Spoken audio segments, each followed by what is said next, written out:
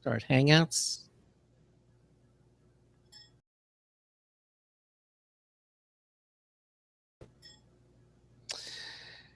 Hello, everybody. Welcome into a Friday edition of the Computer America Show. Ben and I have a terrific program planned for you. In the second hour, we're going to have Rich Stuppy. He is the Chief Operations Officer for Kount.com, K-O-U-N-T, a leading innovator of solutions for fraud and risk management. He'll be discussing their decision engine and how it works. And in the first hour, we're going to be talking to CreoPop. They make the world's first 3D pen with cool ink. I want to say cool. I don't mean I mean temperature-wise, cool ink. Andres Bernick is here with us. 1 minute until showtime. And we'll be talking about this really fascinating pen that lets you write in 3D. Okay, so, and of course, we have time. We'll do some computer technology news brought to you by Slimware Utilities. And don't forget, it's Friday. That means that we have our social media winner of the week. That's all coming up on the Computer America Show. Starts momentarily. Stay with us.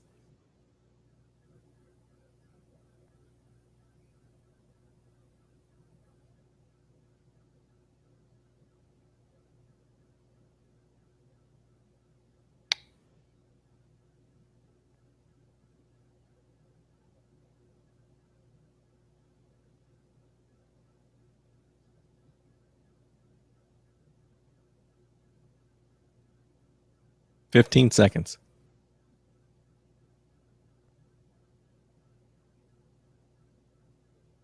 Your show will go live in 5 seconds. 4, 3, 2, 1.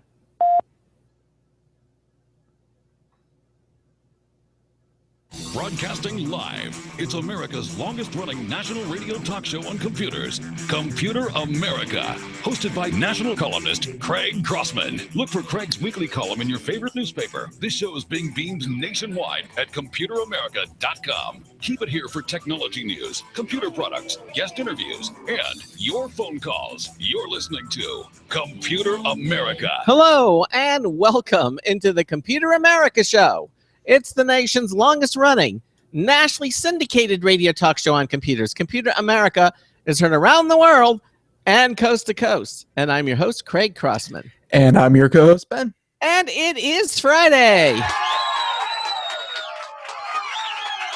We made it, another week of broadcasting excellence in the can. And, it was a pleasant week. Went by pretty quick. A lot of things done. And, yeah, it's weird. Unfortunately, work seems to be spilling over into my BlizzCon time. So, it's awkward.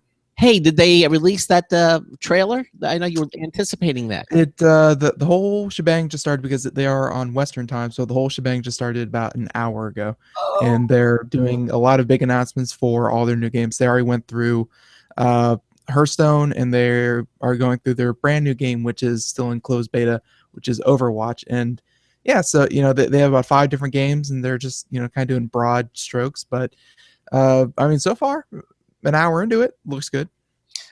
Let's see what else is up. Of course, movie-wise, Spectre premieres today. So if you're a James Bond fan, of which I am, your mom and I are going to go see Spectre probably tomorrow in the afternoon. Catch a matinee. Looking forward to that. I did catch the next. I guess this is kind of old. When I was looking at Spectre, I didn't realize that they had released another Batman versus Superman trailer. The next one, so I watched that. That makes sense. Like you would assume that you would see that when you sit in the movie theater, before the movie starts, you're going to see that. Yeah, and also I saw the Deadpool trailer. I don't know if you saw it, but they came out. I've seen 2. I've seen one that was obviously not very friendly to children. Yeah. It was because of the whole Deadpool thing. As opposed to a lot of different comic book movies over the years. This one's rated R, firmly rated R. It's not PG-13. Well, I saw the trailer, and it was a full run trailer, and I thought it was very entertaining. So, so some of the movies that are coming out, and of course, one of them coming out today. We're beginning the holiday season of movies is upon us. Of course, Star Wars will be out next month. Yeah, the holiday season used to be a pretty big dead time for movies, but not lately. They seem to realize that, hey, when people get together, going out and seeing a movie is actually a very enjoyable thing for groups of people to do. Yeah, it is. So that's all upon us, and looking forward to that. Of course, it being Friday, that means we're going to have our social media winner of the week. Some lucky person going to be winning that Logitech MX2 Anywhere wireless mouse valued at $80. We'll be announcing that winner a little bit later on in the program. Now, if you have in the second hour of the show, we're going to be talking to Kount, Kount. They are a website that deals with fraud and risk management. Rich Stuppy, who is the Chief Operations Officer, is going to be joining us in the second hour, and we'll be talking to him about Kount and what they do there and how you can keep yourself safe from fraud. And in the first hour, we're going to be talking to CreoPop. They're the makers of the world's first 3D pen that uses cool ink. And when I say cool, I mean temperature-wise. Not like it's neat ink, but it's cool ink. It's actually no melting plastic, no bad smells. I mean, this is a cutting-edge kind of technology, which means it'll be safe for kids. And we're going to be talking to the company's CEO, Andreas Bernick, is joining us in the program. Now, if you have a comment or a question for our guests today, we'd love to hear from you. Give us a call at 347-884-8881. That's 347-884-8881. We'll get you on and get you through. If you don't want to call, but you still have a question for a guest, go to any page at computeramerica.com, which is our internet home of the Computer America radio broadcast. Just on any page at computeramerica.com, in the upper right-hand corner, it'll say submit a question. Just click on that link. It'll take you to a question submission page. You can type in your question for a guest, click the submit button. Ben and I will see it immediately, and we'll ask the question, pose a question to our guest on your behalf. The other thing that you can do is you can watch the Computer America show. We are a radio broadcast, that's very true, but we also provide live video streaming for our listeners, again, at computeramerica.com. Just go to any page. You'll see that's on the pull-down menu there. It'll just say Show Lounge. That's all you have to do is click it. The live video stream will begin immediately. You can watch and listen to the show.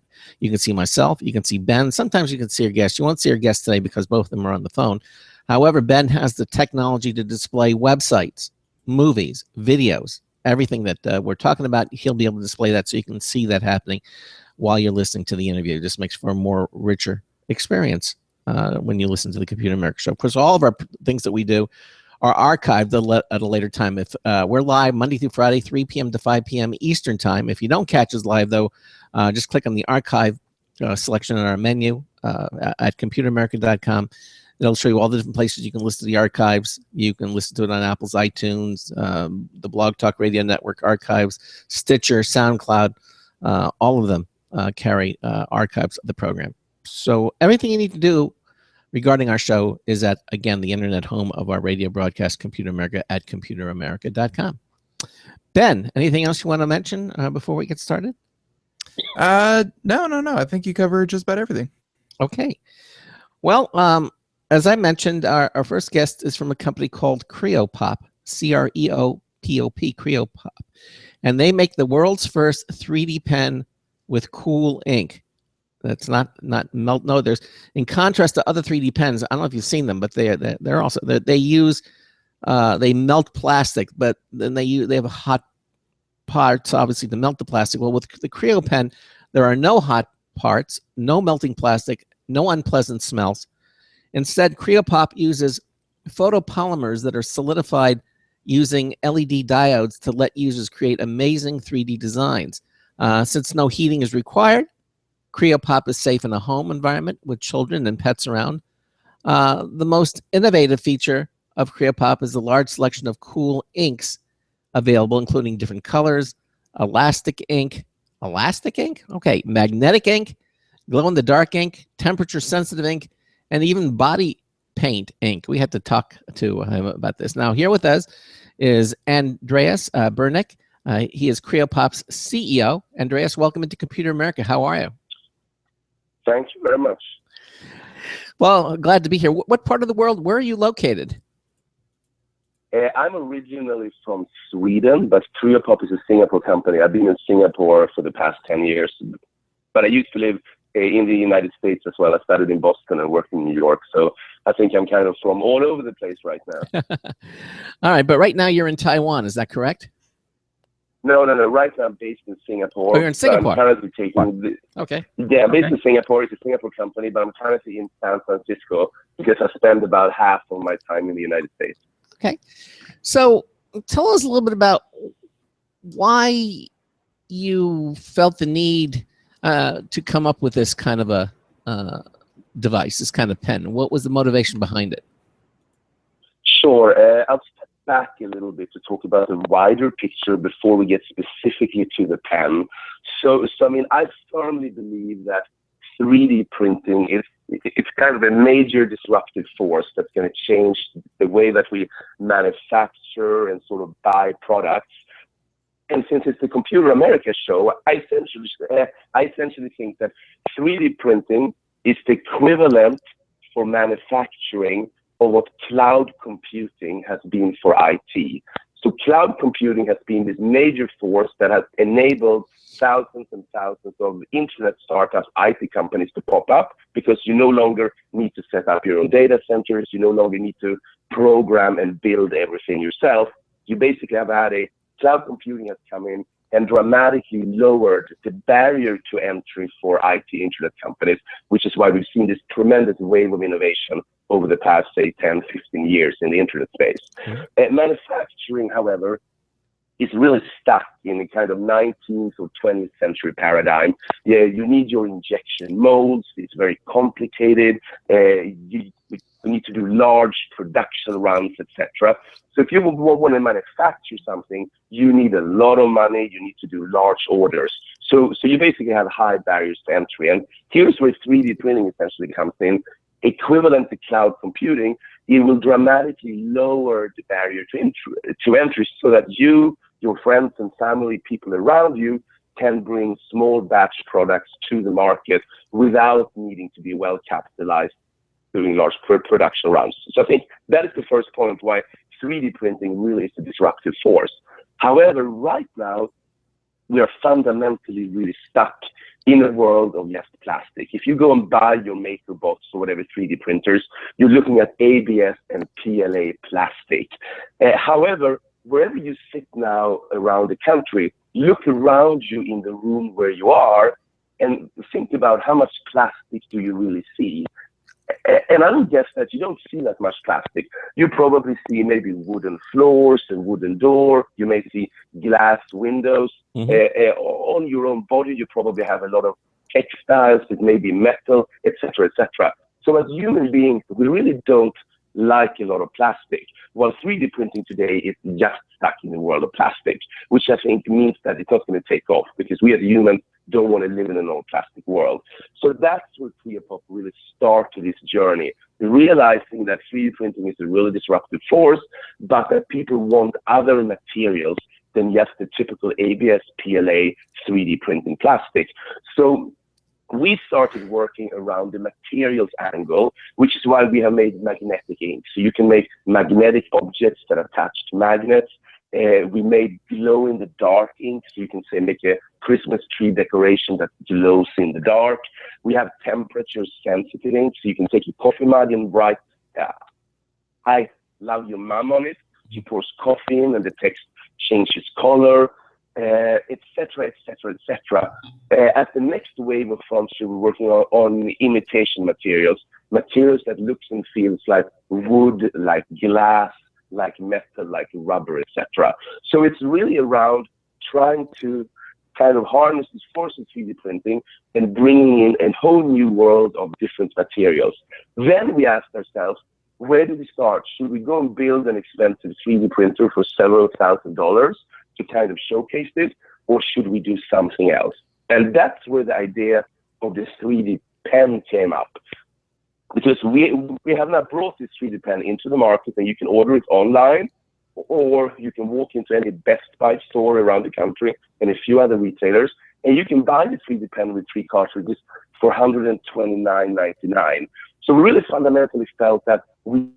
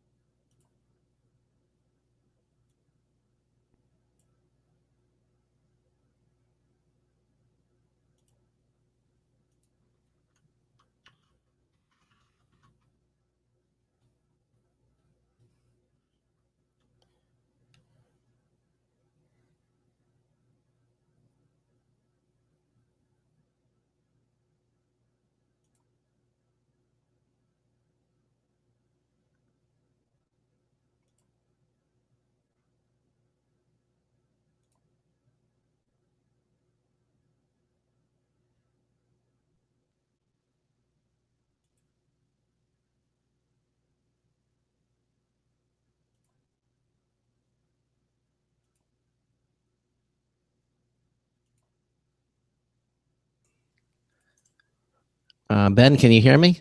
Yes. Okay. Sorry, we had some sort of a system crash, but I think we're back. I think we're getting Andreas back. Andreas, are you there? I'm here. Okay, we had some sort of a glitch. I'm not sure what that was, but it seems to be that everything is running again. So we got everything up to the creation of the pen, the different materials, and then you were talking about, we were going to spend a lot of money to make a big expensive 3D printer, and then he said no, and then at that point we lost you. So why don't you continue from that point? Sure, it really was the idea that, we kind of wanted to force ourselves to come up with a product that was easy and very affordable, because I don't know whether it appeared on the previous segment, but essentially we want to be for the many, not for the few, which is the problem. If you bring a several $1,000 3D printer out there, a lot of people will get a sticker shock. It will scare them off. It will really scare them off from sort of buying this product. Mm-hmm. So we thought, we really want to make it affordable, intuitive, easy, which is why we have the CreoPop pen, which you can buy in Best Buy, a few other retailers, and online for $129.99 for a pen and 3 cartridges, which is really a very affordable price point, specifically with the holiday season coming up. So it's a different approach. We can take our technology absolutely into the general space of 3D printing, which is something that we are working on as well.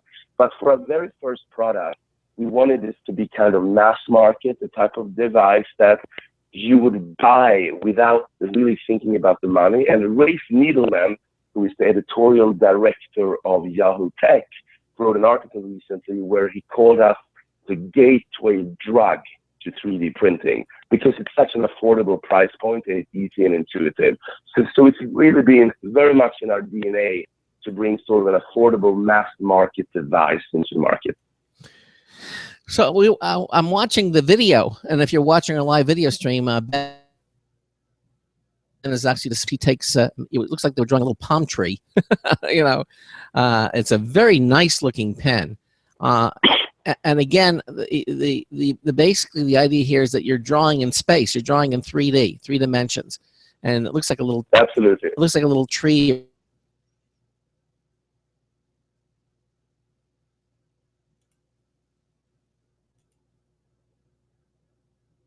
Or something, or a little, in midair.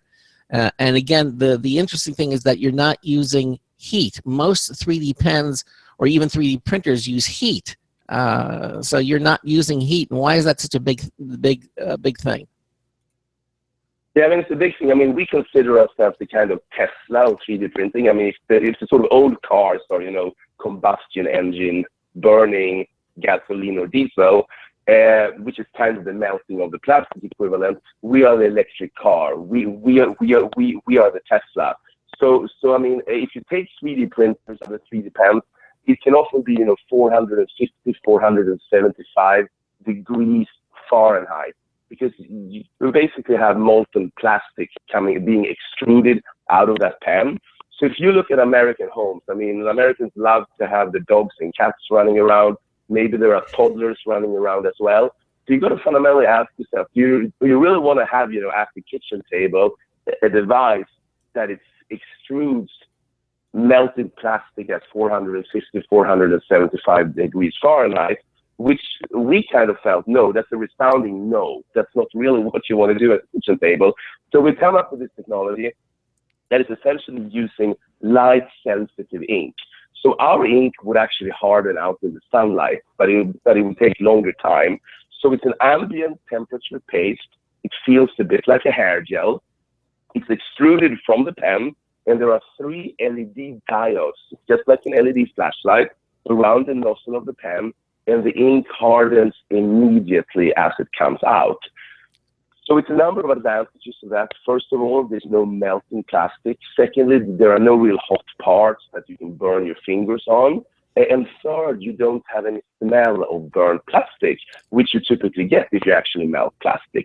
So we kind of fundamentally thought that it's better doing this. And you may be aware of other light-sensitive kind of materials. You might have experienced it at the dentist. Some ladies have experienced it with sort of nail art, et cetera, et cetera. So light-sensitive materials is nothing new. I mean, that has been around for some time. But to really put it into a 3D pen, it's a very innovative application. Yeah, and this type of materials can be dangerous too. I know my wife uses a hot glue gun, and heaven help you if you get any of that hot glue on your finger, you can really burn yourself badly.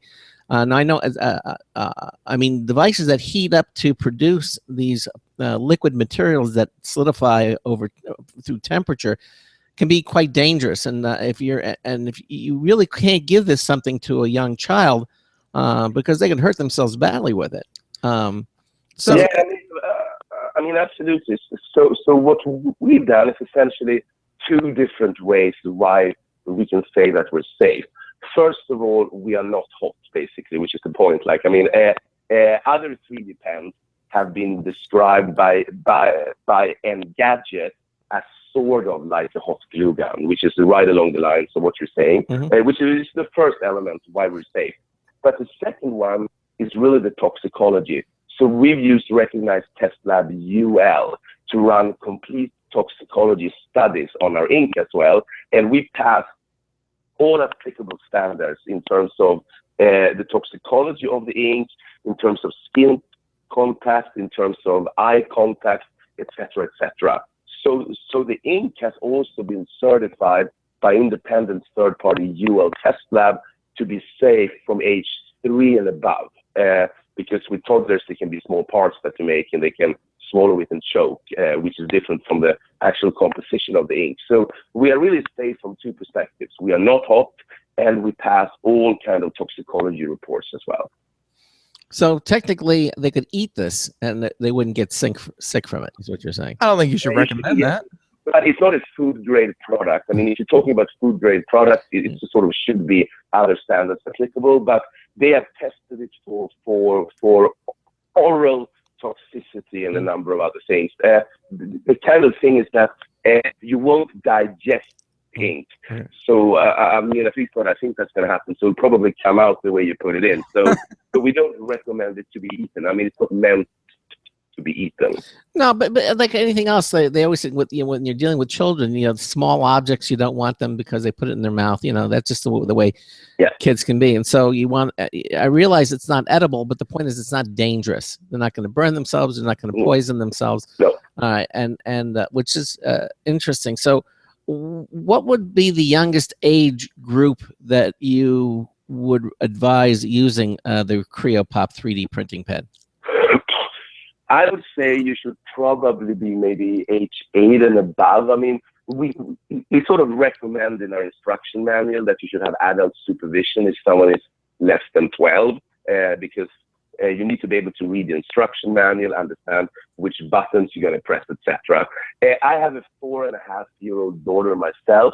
She's fascinated by the pen because it's a cool thing that sort of ink comes out. But she's a bit too young to be able to imagine what 3D shape she wants to create. Then she's a bit too young to have the spatial ability to really build it. So we tested this with hundreds and hundreds of people. And I would say that when someone is kind of 8 and above, it's probably where they have the spatial ability and the motor skills kind of to imagine what they want to create and then instead about actually drawing it. Okay. And it's weird that for some like 3D printing, it's always had a very important place in manufacturing and all that kind of thing, and this could definitely help with certain businesses in their in prototyping and things like that. But it seems like you also made a pretty strong effort to almost make this like a toy. Like why did you decide to kind of make this almost toy-like when it obviously has such such other purposes like manufacturing? Yeah, I mean, it comes back very much to our philosophy, I think, of wanting to be for the many, not for the few. So we wanted to really bring an easy, intuitive, affordable 3D printing device to the market that people would buy for the intrinsic benefits of the product, almost like an electronic paintbrush, if you think about it, a multi-material, multi-color electronic paintbrush, so that something that people would buy without necessarily even thinking that it actually is 3D printing. So we really wanted to go mass market, to make something that would appeal to large segments of the population, as opposed to positioning something that architects could use for prototyping, industrial designers could use for prototyping, etc. Because it's also a trade-off. We could have made a kind of more expensive, more professional pro version of the pen with certain other features, which would be good for prototyping, but the price points would have started to go up if we'd done that. So we kind of figured for the first product, let's really make it a mass market product. It's not going to be perfect. It's not going to solve all of the use cases and everything that, say, a sort of an architect or industrial designer may want, but it's a product that hopefully can have mass consumer acceptance, which is what we're seeing now with Best Buy choosing to carry this in over 1,000 stores. So we really want to impact kind of the broad masses of the population. Andreas, I don't know. I would beg to just differ a little bit with Ben, and that is when I look at this pen, this doesn't look like a toy. I mean, it looks very sleek. It looks very professional. I mean, it looks it's something that you wouldn't necessarily see. You think of a child holding it. It's like. Well, I mean, like you wouldn't give like a 5-year-old like a MakerBot. And it's like, here, play with this. Like, this is definitely something that you could sit a kid down with and say, here, make something, and they would do it. And you can, but the point is, at the same time, that's the very same pen in the hands of a professional artist. I mean, it wouldn't look like he or she is using a toy. It doesn't look like a toy. It looks like a professional. I mean, crayons are the same way. Well, okay. This doesn't look like a crayon. This looks like a professional pen of some sort. I think the analogy here is an electronic paintbrush. It is a multicolor, multi-material electronic paintbrush. And if you think about a paintbrush, you will have kids in preschool playing with paintbrushes. Yeah. But you will also have Picasso and Leonardo da Vinci having painted with paintbrushes. So it sort of is a tool that can be used by kids, but by professional artists, by adults, etc. It can really have multiple uses. Yeah, what I'm saying, Andreas, it doesn't have little granimals on the side of it, and it doesn't have little, cute little color, things on it. It's just very sleek. It looks very nice to everyone. Yeah, it looks nice to everybody, is what I'm saying. And I think you've achieved that with this device. I think it would be comfortable in a professional hand, an architect hand, or on a child's hand. I think it would work either way. At least that's my impression of it. Now, is this pen available yet? Have you launched it? And is it also available here in the United States? Absolutely, it's launched. You can go to over 1,000 Best Buy stores and pick it up on the shelf, or you can order it on bestbuy.com. There are also a number of other retailers that are setting it up right now, and it's going to come online, and you can order it on CreoPop.com. If you actually are in the United States, the fastest way to get the pen right now, I think, would be on Best Buy, because they have the stock in the United States. So they'll ship it to you immediately. While if you order it on CreoPop.com, we're shipping it out of Hong Kong because we manufacture in Shenzhen across the border in China. So BestBuy.com is your fastest way of getting it right now. And price wise, is Best Buy pretty much competitive if they ordered on your website? Is it it's $129.99, same price. Okay, and what does it come with? Does it come with any ink? What does that price get you? Like a starter kit, or? Yeah, it's a starter kit. It comes with a pen, with a charging cable, an instruction manual, a quick start guide, a drawing mat, and one set of regular inks. So 3 vacuum-packed, vacuum-sealed ink cartridges, which allows you to kind of start creating things. Then if you want to buy additional ink... Well, I'll tell you what. Hold on. We're at the break, okay? So let's continue on with that, okay, when we come back, okay, Andreas? You're listening. Sure, we're listening to the Computer America Show. Ben and I are talking to Andreas Bernick. He is the CreoPop's CEO. We're talking about the world's first 3D pen with cool temperature ink, and we're discussing that with him. We're going to take a little break. We've got a news tip to review coming up as well. And, of course, our social media winner, too. We'll be right back. Sometimes, disaster strikes. Data can be lost due to many different reasons.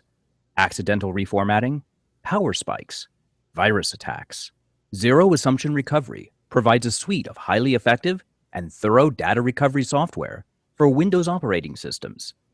ZA is suitable for home users and small businesses who need a powerful data recovery solution for Windows and Linux file systems.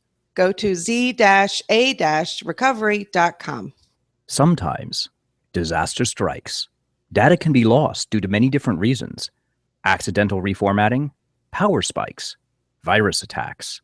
Zero Assumption Recovery provides a suite of highly effective and thorough data recovery software for Windows operating systems. ZA is suitable for home users and small businesses who need a powerful data recovery solution for Windows and Linux file systems. Go to z-a-recovery.com.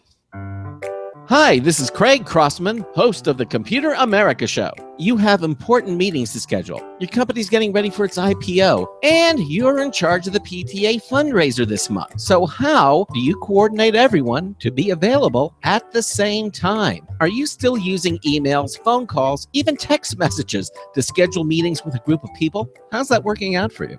Not so great, huh? It's a fact that every day, millions of people suffer from scheduling headaches. Well, with Doodle, scheduling meetings with a group of people is quick and easy. With Doodle, you can easily propose available times to each member. Each one checks off the times that they're available, and then you simply pick the time that works best for the group, all in an easy-to-read display that integrates with your existing calendar. Nothing could be more simple. Give Doodle a try for free, and like millions of Doodle users, you'll truly see how easy it is to find the perfect date and time for all your meetings. That's www.doodle.com.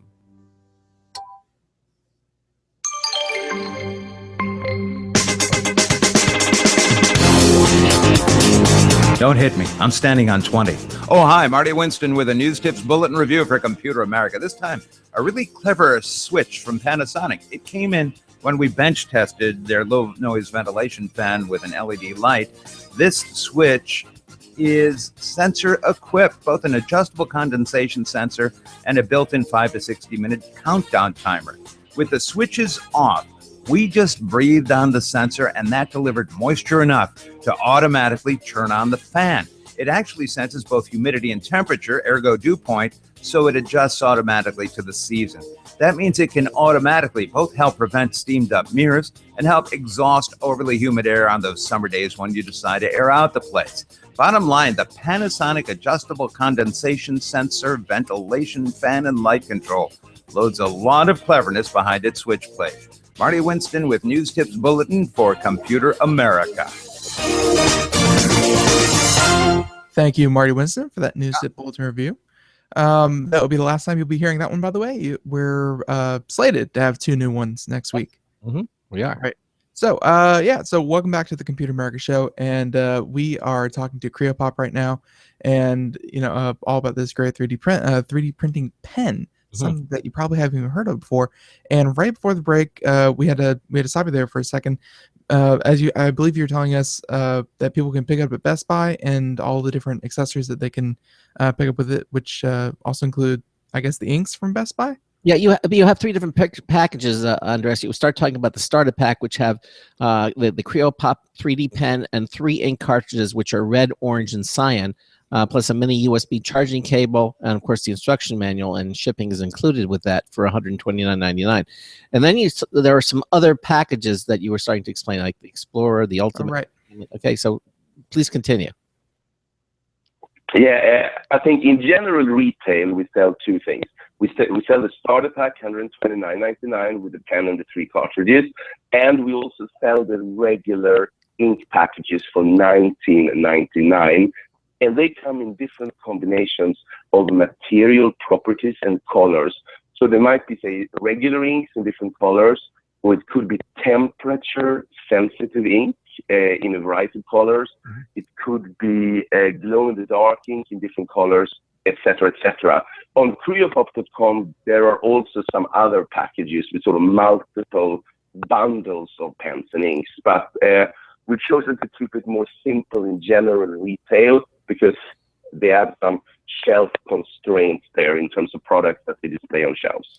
Now you have some other interesting inks. You also have something called aromatic ink. So yes, these are aromas. So we're playing constantly with innovating around inks. So we made inks that smelled like forest, like pine trees, like chocolate, like roses, like lemons, like watermelon, etc., etc. So these are essentially scented inks that you can make aromatic objects with. Now, how long does the aroma stay with the ink? I mean, about everything. It sort of depends on actually the best way to keep it is actually if you store it over time in a plastic bag or something. I mean, it lasts a really, really long time. If you leave it out, it will sort of gradually wear off its effect.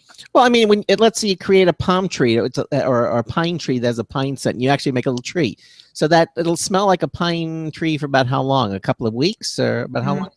Yeah, I mean, it smells a relatively long time, but the scent will be less and less over time. I mean, I've got objects that are months old that still have scent.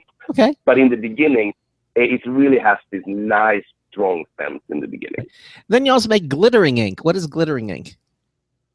Yeah, glittering ink has little glittering particles in it. So, you know, if you're a girl and you have a Barbie doll or something, you know, you can make really cool glittering accessories, shoes or dresses or something to your Barbie doll, as an example. Or Christmas tree decorations that glitters. Now, you also make these pens available in large quantities. Like you have something called CreoPop Shop, which is like 20 pens. Who is that for? What is that for? A school, for a company? What is it? Why do you have that? Yeah, we've been thinking of. We've actually exactly realized that it's not really for shops. So we've been kind of talking about maybe changing it to education. That's really been something that schools have tended to sort of order. Okay. More than anything else. Okay. Well, here you go. This one's for free. CreoPop Classroom, and there you go. Yeah. CreoPop Classroom. Yeah. No, and we've actually had contact with a number of schools in different countries and ministries of education in various countries have contacted us because typically Ministry of Education they will have an education technology department that is sort of looking at the latest things in education, and 3D printing is a hot topic, but obviously it's really expensive to buy a lot of big 3D printers. So kind of we are a bit of a gateway drug that people are interested in because it's an affordable price point that enables people to get started in a school environment with 3D printing. So what are some of the coolest designs you've seen made with the CreoPop pen? What have you seen? We've seen a lot of different things, really. I mean, we've seen landmarks like the Eiffel Tower, for example, in Paris, like Marina Bay Sands to the Merlion in Singapore. So sort of famous landmarks have really been created.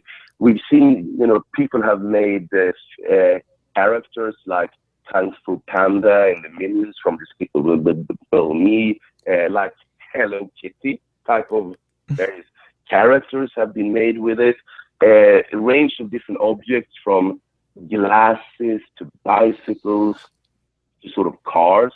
The possibilities are really endless. I mean, you can use this as an electronic paintbrush. You can really create whatever you want. Yeah, we're looking we're looking at examples here on the website. It looks like the Incredible Hulk. You have a dragon here. You've got looks like a cup. It looks like a little island. Faces. Little caricatures, looks like a snake.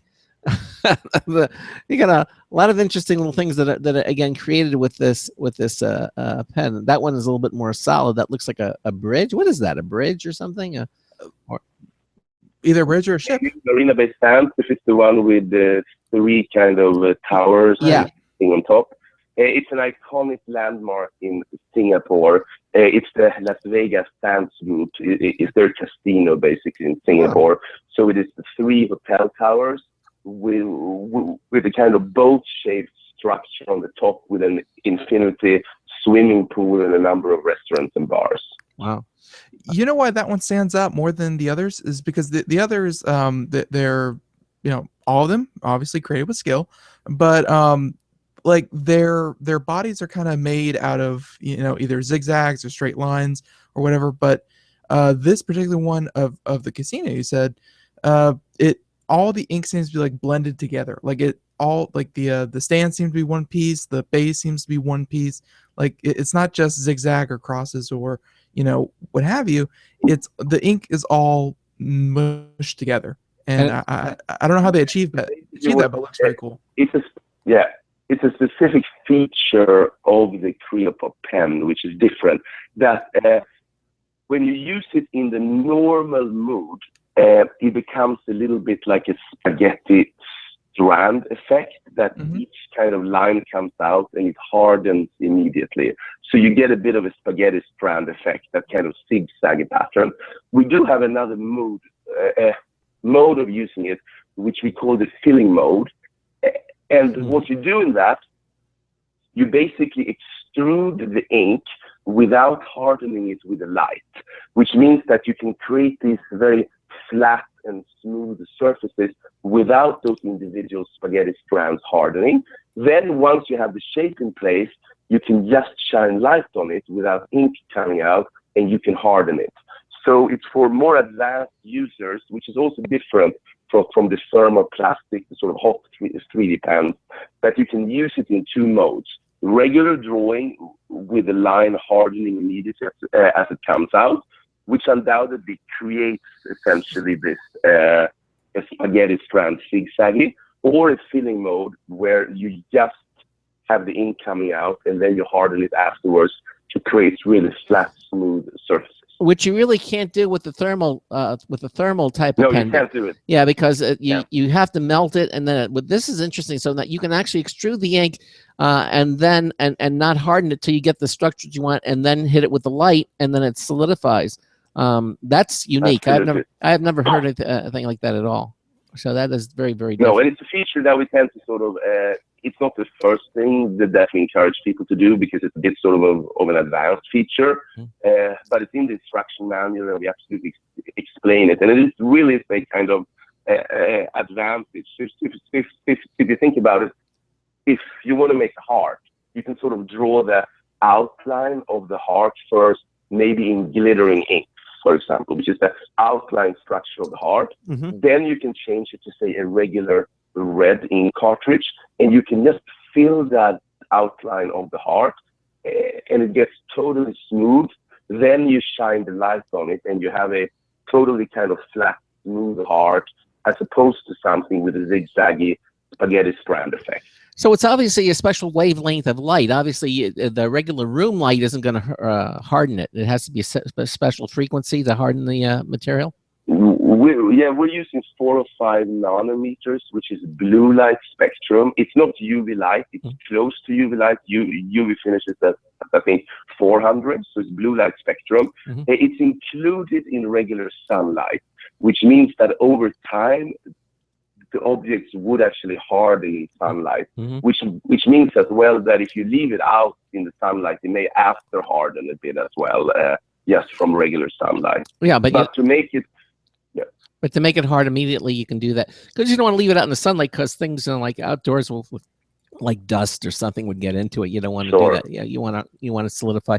But that is a kind of unique. Now, when you want to change the ink and you're designing something, how easy is it to change an ink cartridge to a different type, either a different color or a different type of ink?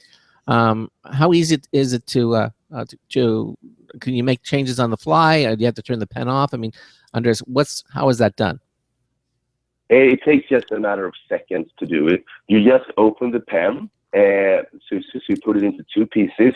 You pull the cartridge out, and you put it down. You take the other cartridge and you pop it in, and you put on the nozzle if it doesn't have a nozzle on it, and you're basically good to go. Which means that you don't need to use up one entire cartridge. You can keep changing them to create multi-color, multi-material designs, which is also a key difference with the thermoplastic pens, that typically you need to feed them with a fixed length filament of plastic, and the pen needs to chew it all up before you change it to something else, which is a real key advantage here, that's so easy to just flip different cartridges in and out of the pen. Now, what about residue? I mean, let's say I'm using a red cartridge, and then I want to go to, let's say, a lighter color like a green or a blue. Is there any danger of that other colors, what's left over in the tip, get into that, or is it completely when you change a cartridge? What's the process there?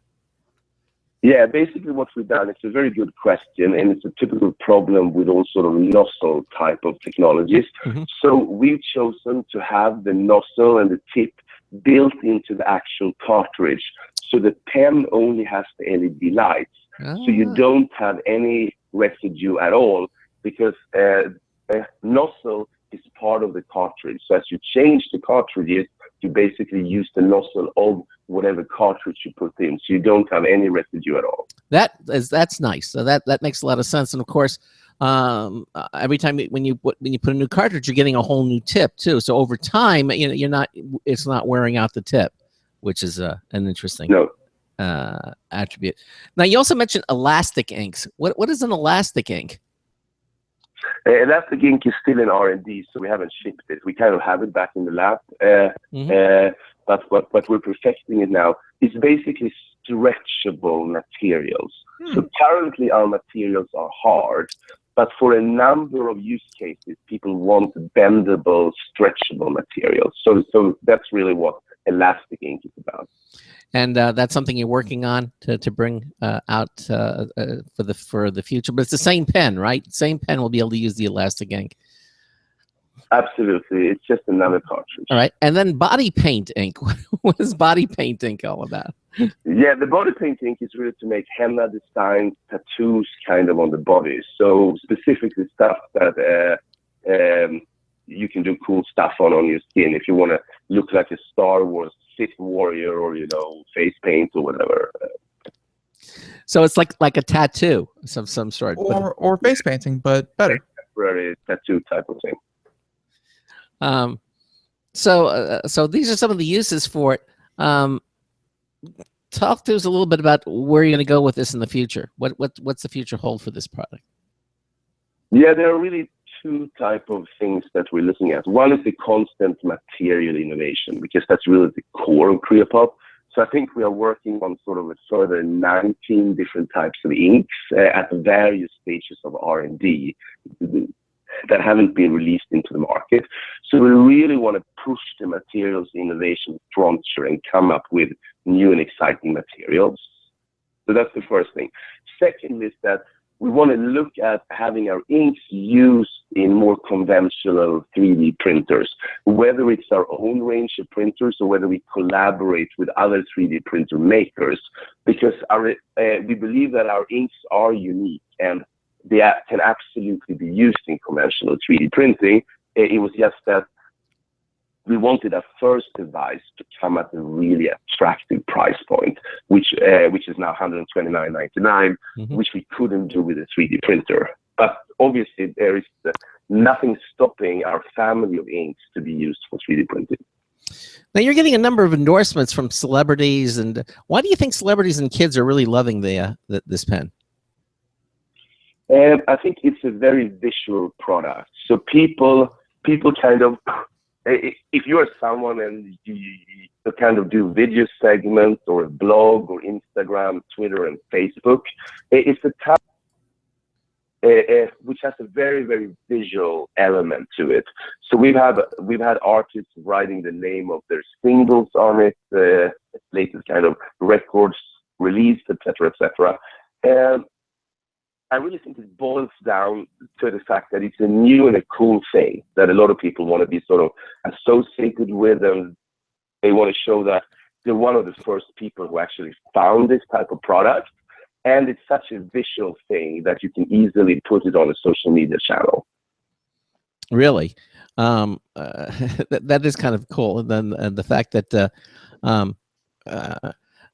there's really no downside, though. I mean, because it doesn't use heat, it's not dangerous to use. Even if they were to put the thing in their mouth, it's really not gonna hurt them. I mean, it's right up there, let's say, with a crayon. You wouldn't want to eat a crayon either, but the point is, it's nothing harmful in it.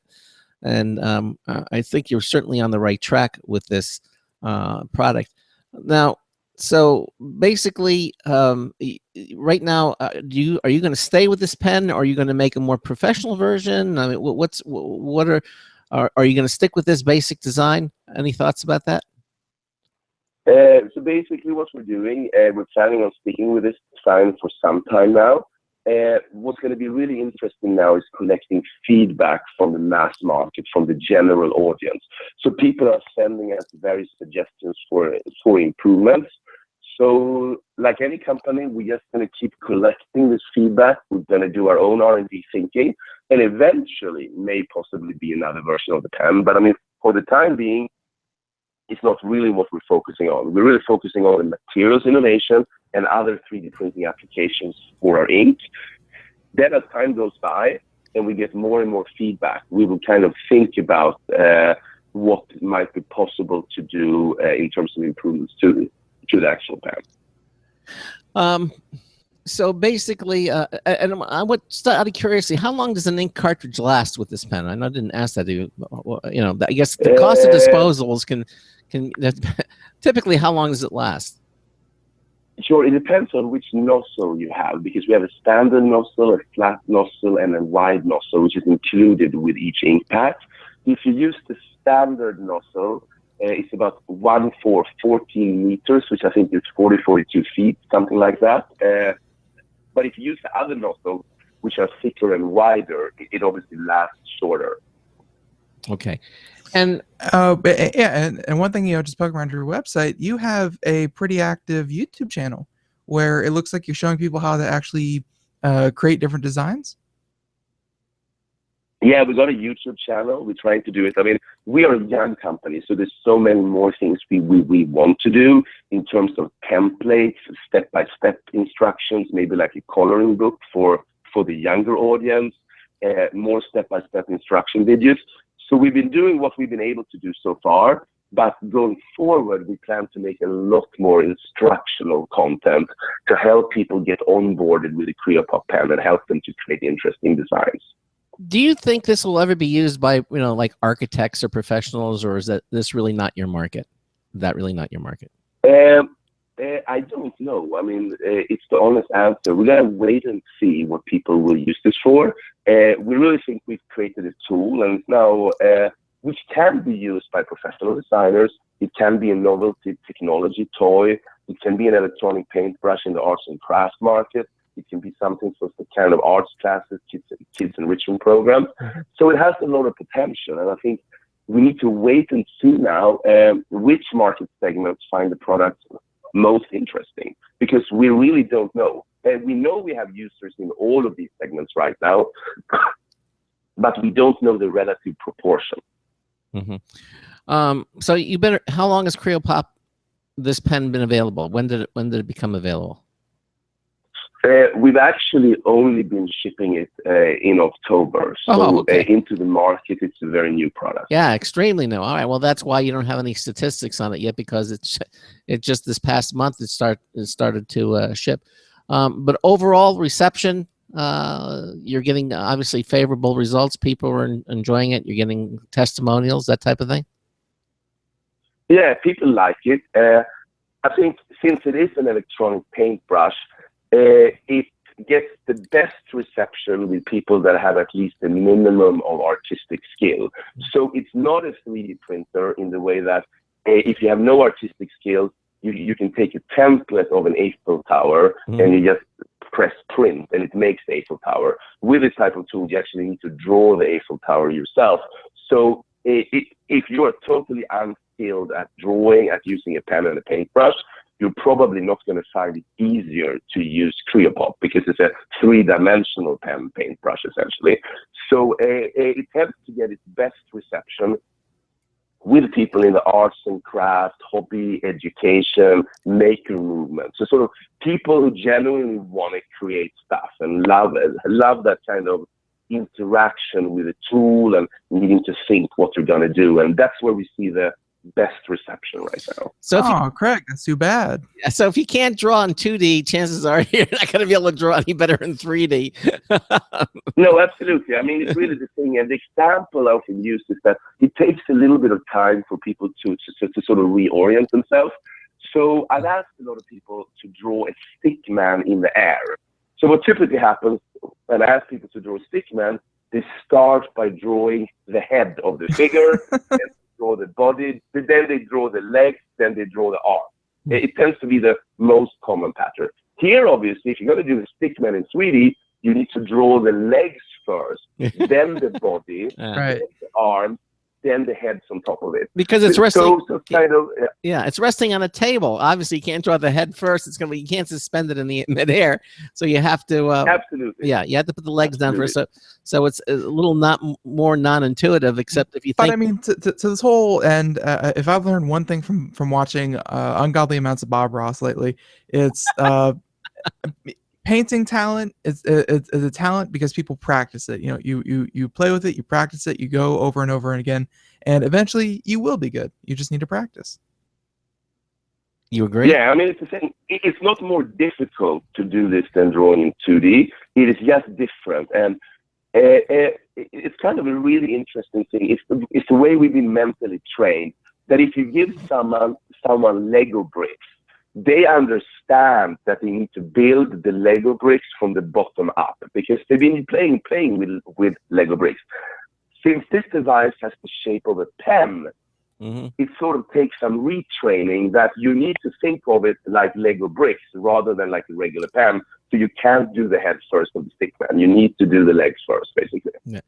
Well, Andreas, listen, we're pretty much out of time. This is a fascinating product, and I realize it's brand new, so we wish you best of luck with it here at Computer America. And I'm thanking you for letting our listeners know about the CreoPop 3D pen, the first one. Yeah, it's very cool. Yeah, it doesn't use heat. Very cool and cool to the touch. Yeah, and exactly. Lots of great inks, different colors, magnetic ink, glow-in-the-dark ink, temperature-sensitive ones that smell, aromatic inks, even body paint inks. You can check it out again at the website at www.creopop.com, or just go to computeramerica.com. It's right there on our homepage, and you can see the link and check it out for yourself. And if you find this of interest, or you have a young one, you're looking for a unique holiday gift, this certainly would be something very, very cool. It's affordable. And something that you might want to consider, rather than getting an Etch-a-Sketch or something. This, the next level of drawing entertainment for kids. Andreas, thanks again for being with us here on Computer America. It was a lot of fun. Thank you very much. All right, you take care. Best of luck to you. Bye-bye. Bye. Bye-bye. Bye-bye. All right, there you go. CreoPop. Okay, again.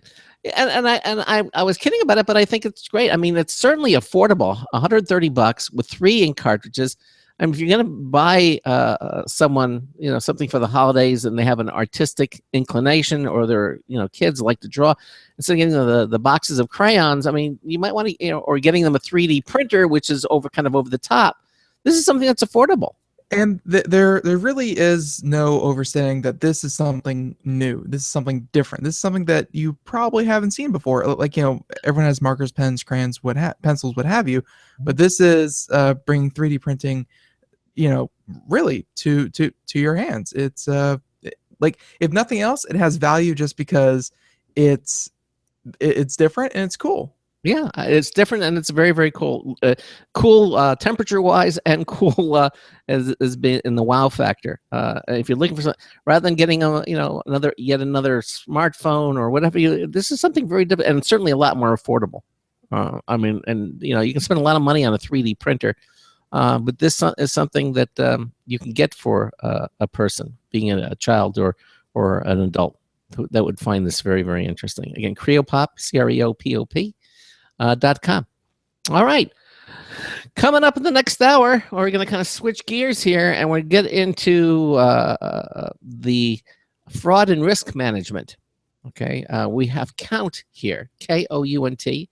They are leading innovative solutions for fraud and risk management. We're going to have the company's Chief Operations Officer, Mr. Rich Stuppy, is going to be joining us. In the meantime, you're listening to the Computer America Show, and we're going to take a short break, no commercial, just a short break, and then we'll be back. We're also going to have our social media winner of the week. We're going to announce that winner for that Logitech MX2 Anywhere wireless mouse, valued at $80. We're going to break just for a moment, and I promise you we're going to be right back. You're listening to the Computer America Show. Stay with us.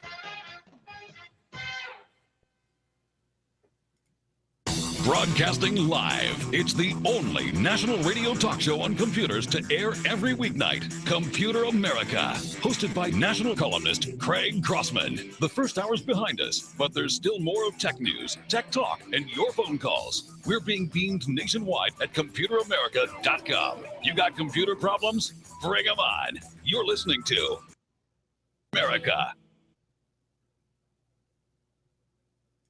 Computers. Call us or send us an email to live@computeramerica.com. Hello and welcome into hour 2 of the nation's longest running, nationally syndicated radio talk show on computers. This is the Computer America Show, and I'm your host, Craig Crossman. And I'm your co-host, Ben. And again, we just had CreoPop on the show. If you missed any part of that interview with the company's CEO talking about the world's first 3D pen with cool ink, no heat involved, you can listen to it again. We archive all of our shows at ComputerAmerica.com.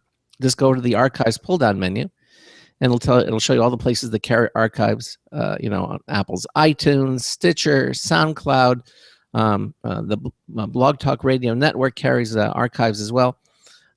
And also we have our own YouTube channel that carries the live video stream. So you can see that in addition to the audio portion of the show. I'm going to turn my camera back on. Hopefully things are settled down now. And we're going to start hour 2 here of the program. Hello, see, hi. And as I mentioned, we're going to have our social media winner of the week coming up as well. So anything else you want to mention before we bring on our next guest of the hour, Ben? No. I think we're ready to go on. Okay.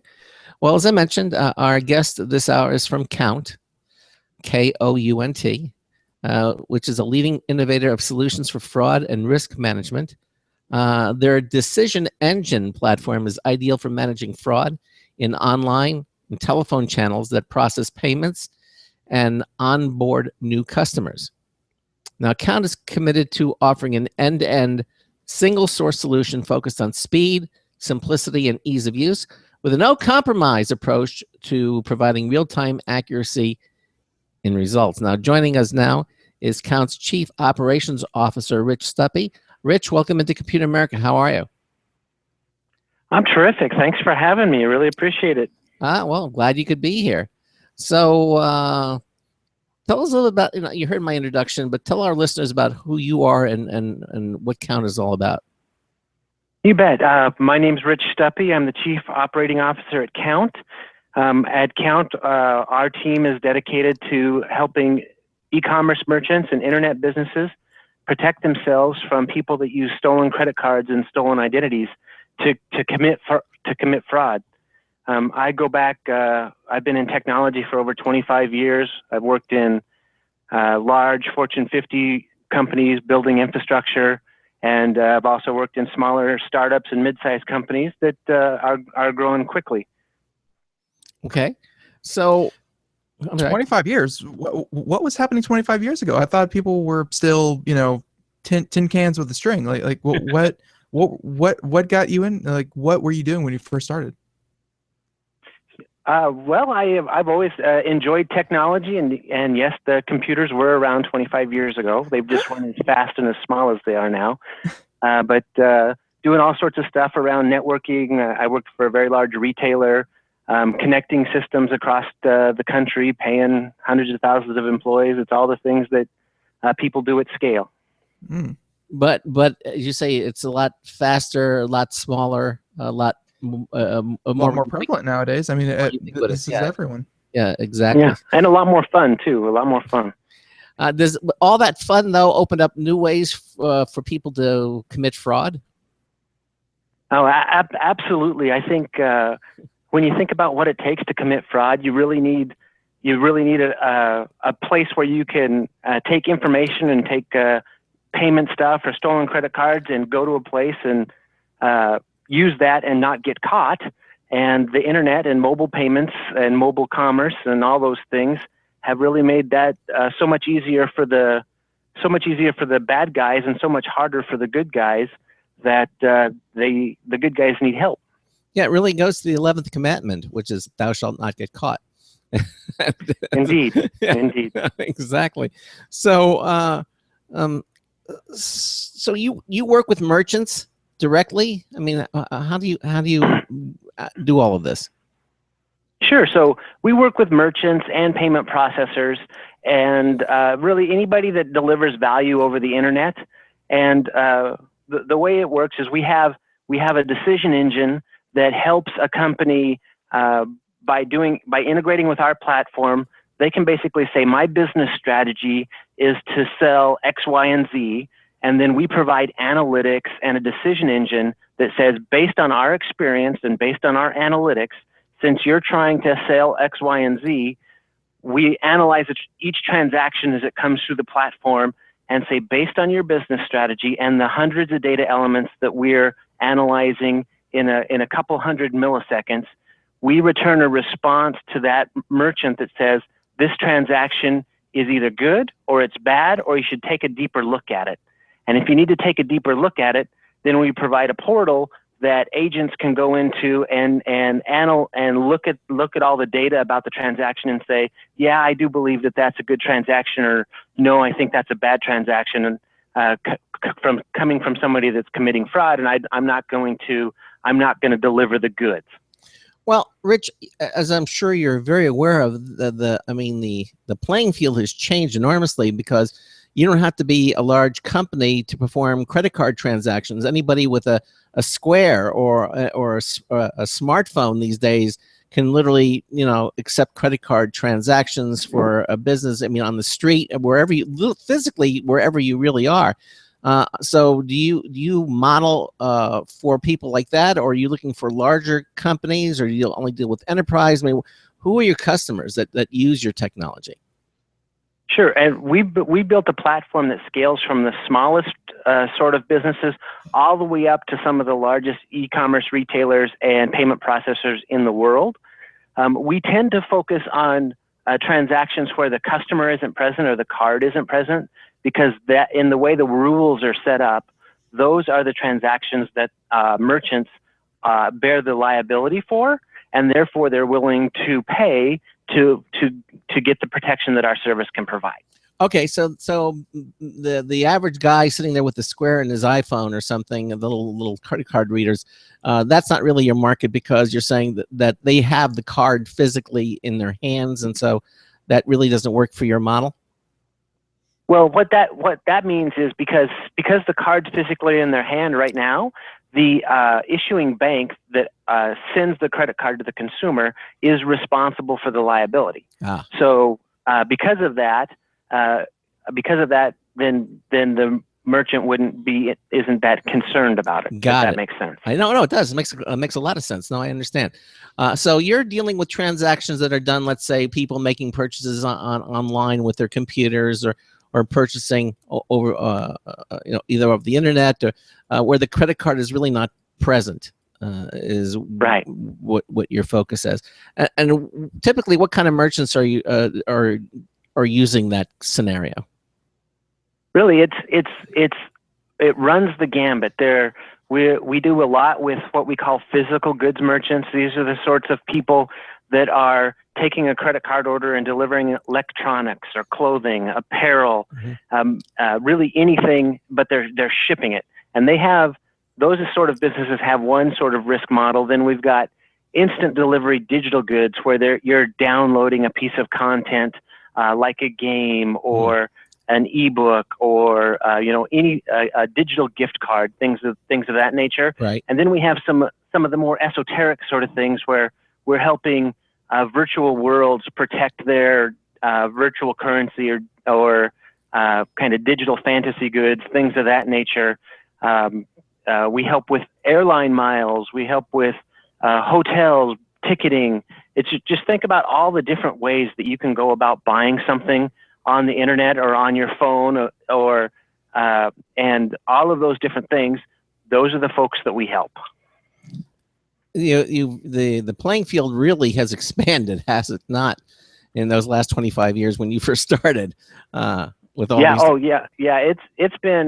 It's been when we look at the transactions on any given day, transactions flowing through our systems come from over 180 countries, hundreds of different sorts of currencies, multiple different sorts of payment types. It's very broad, and it's really part of the excitement of being in sort of this modern time of commerce, where somebody can have a relatively small internet presence, but they can sell really any item to anybody anywhere in the world, as long as they feel like they're protected from fraud. So if I'm let's say I want to become an internet merchant, I want to set up my own website. I'm not going to go through eBay, because I assume that when you go through eBay or Amazon, you become an online merchant. You get your own. They have their own set of protection tools in place that you get when you subscribe to them, right? So your focus is more for independent people who want to set up a website and they want to start selling things online. Well, we do work with independent companies, both small and large, but we also work with different platforms that make their services available for hundreds or thousands of different merchants, and so we provide their protection. On the back end, so they don't have to build it all themselves. They can go with an industry expert, and we provide that protection to them on their behalf.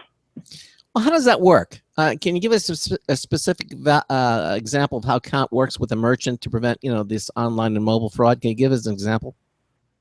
Sure, absolutely. So let's say we're an e-commerce retailer, and when you go and you're buying a laptop.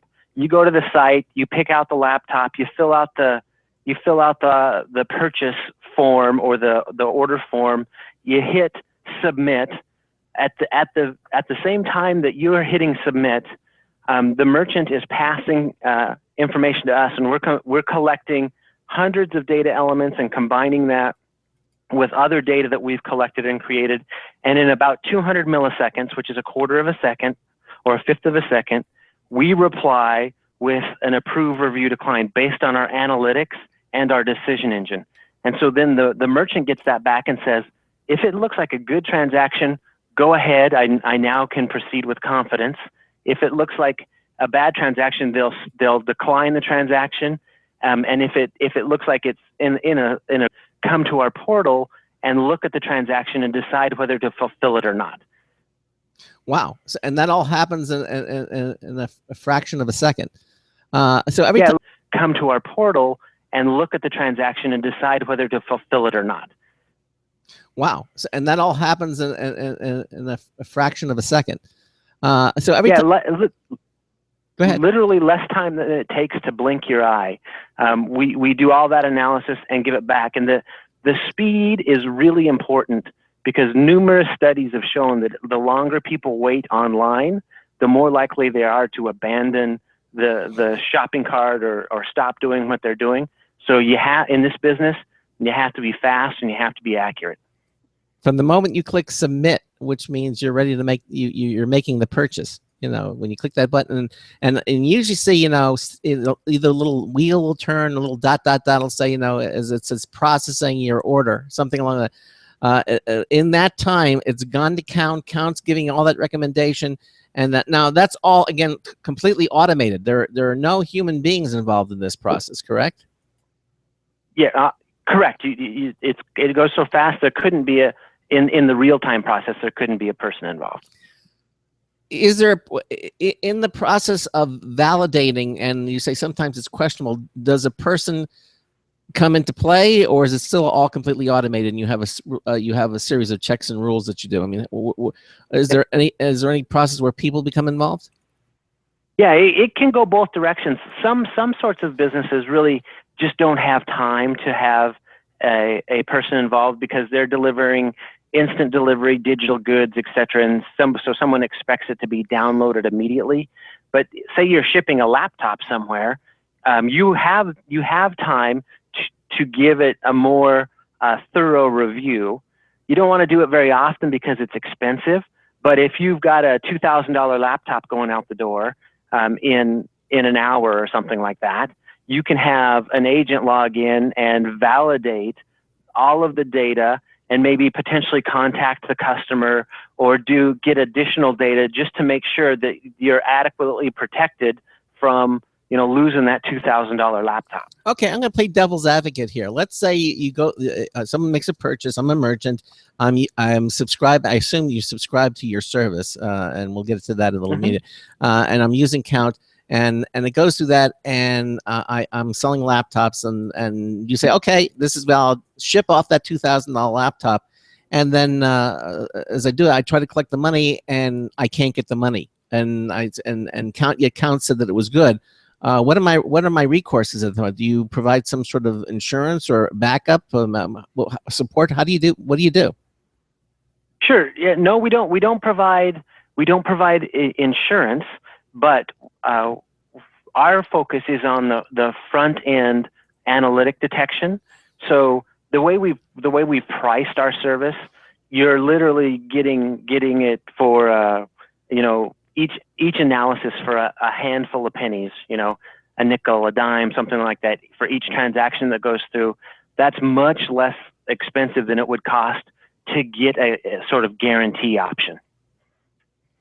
Okay, but it's not a guarantee. In other words, it's still possible that you could go through that purchase, Kount yours says, okay, it looks like it's a good transaction, go for it, and then yet the merchant, something is wrong with the card or something, I don't know, some fraud takes place and I don't get my money. Is that sure? It could be. It could be for example, a stolen credit card, and then the rightful owner calls back and says, I didn't make this purchase. That's the crux of the problem, right? Yeah, we're helping people solve that problem, but there's still risk in doing business. It's sort of like, analogize it to a shop, right? Mm-hmm. You open your door so you can do business. People come into your store. You have security. You have things like that. Somebody still could be crafty and steal something from you. It's sort of a cost of doing business.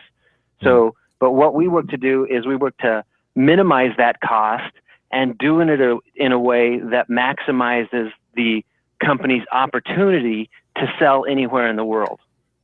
Okay. Makes sense. Makes sense. So basically you're lowering the risk. You're not totally eliminating the risk, but you're lowering that risk by a substantial percentage is what you're doing. Oh, absolutely. Okay. All right.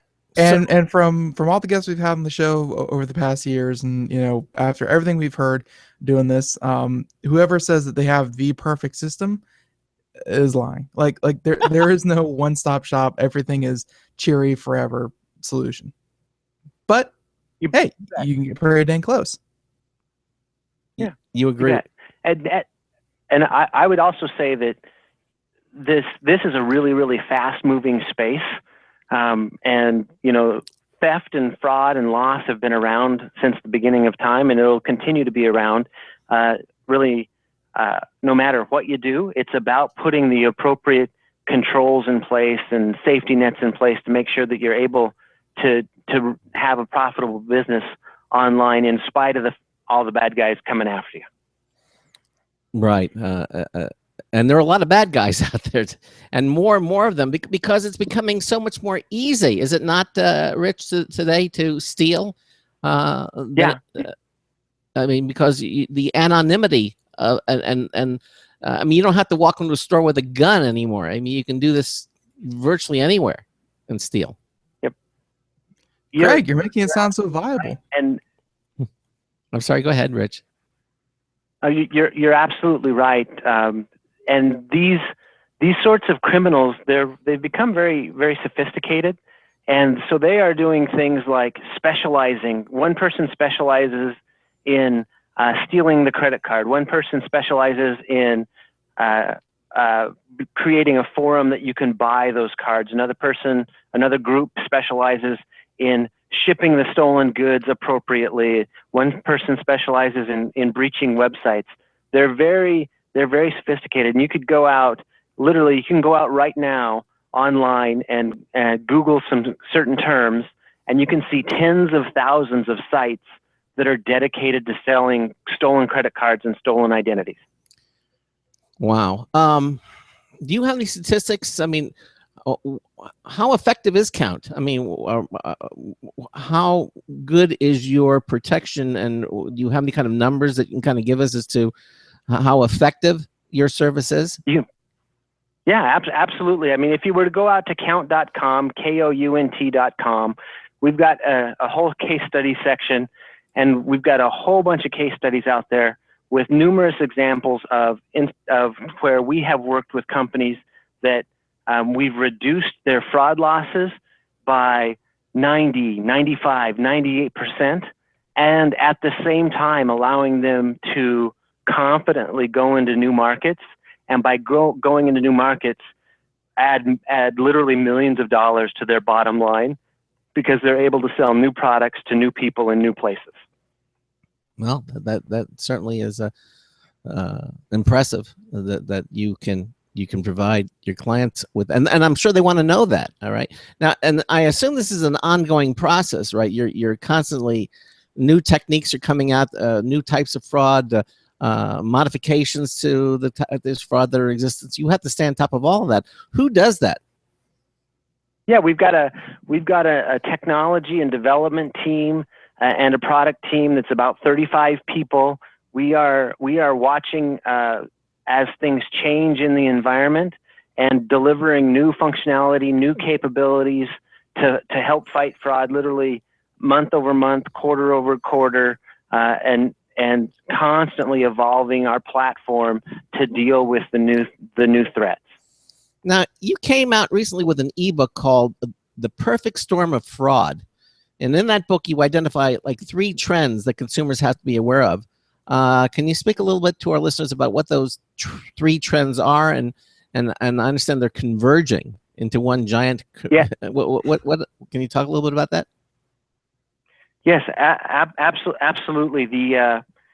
Those 3 trends and are the large-scale data breaches that have made essentially all the information that you need to assume a person's identity or make a purchase on their behalf has been compromised through breaches of tens of millions of records, whether it's the Trump hotels or T-Mobile or Scottrade or Ashley Madison. I mean, the list goes on and on of the Social Security Administration. The list goes on and on of hundreds of millions of records that have been breached.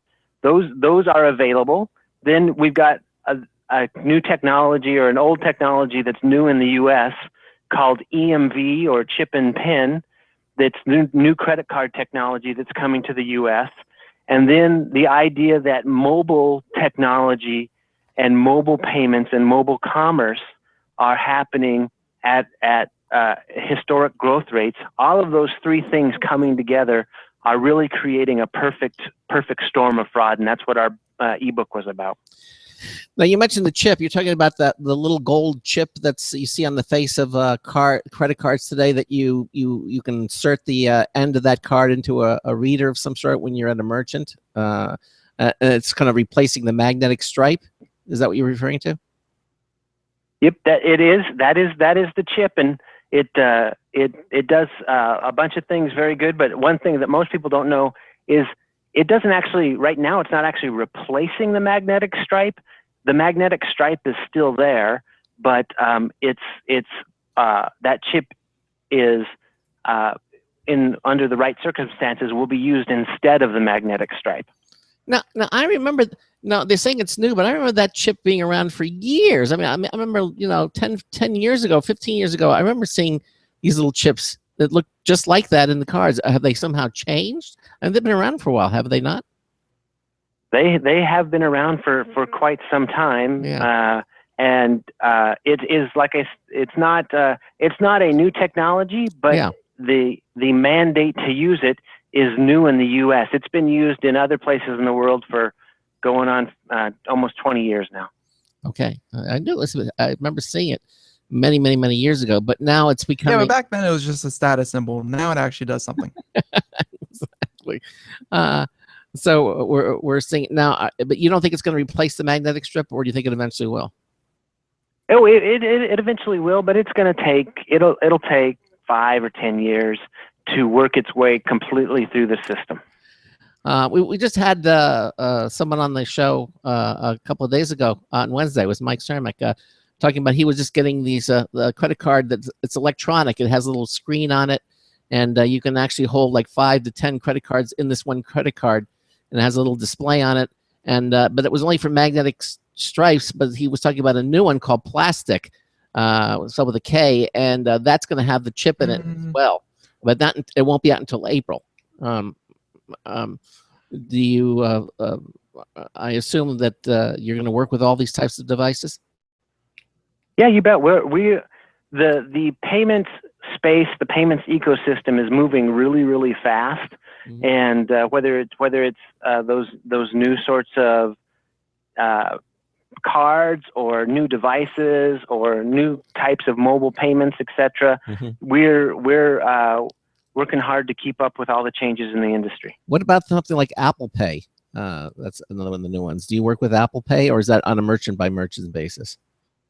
It is on a merchant by merchant basis for us, but the Apple Pay has done a lot to help spur adoption, but it does take time to get people accustomed to using those new ways of doing payments. Really? Now, when I'm a merchant and I accept Apple Pay, let's say I'm a merchant and I accept that payment in my store, and I'm dealing strictly with Apple, or can I call up Kount and say, hey, I want this extra level of protection, or is that just there when I get Apple Pay? I think it's there when you get Apple Pay. If you're doing an in-store purchase, that would fall under the sort of regulations where the issuing bank is responsible for any losses associated with that sort of transaction. Because they're seeing, again, you're sort of physically seeing the card, even though it's in your phone. Right. Yeah, exactly. Okay. So you mentioned these three types of trends and how they're kind of converging.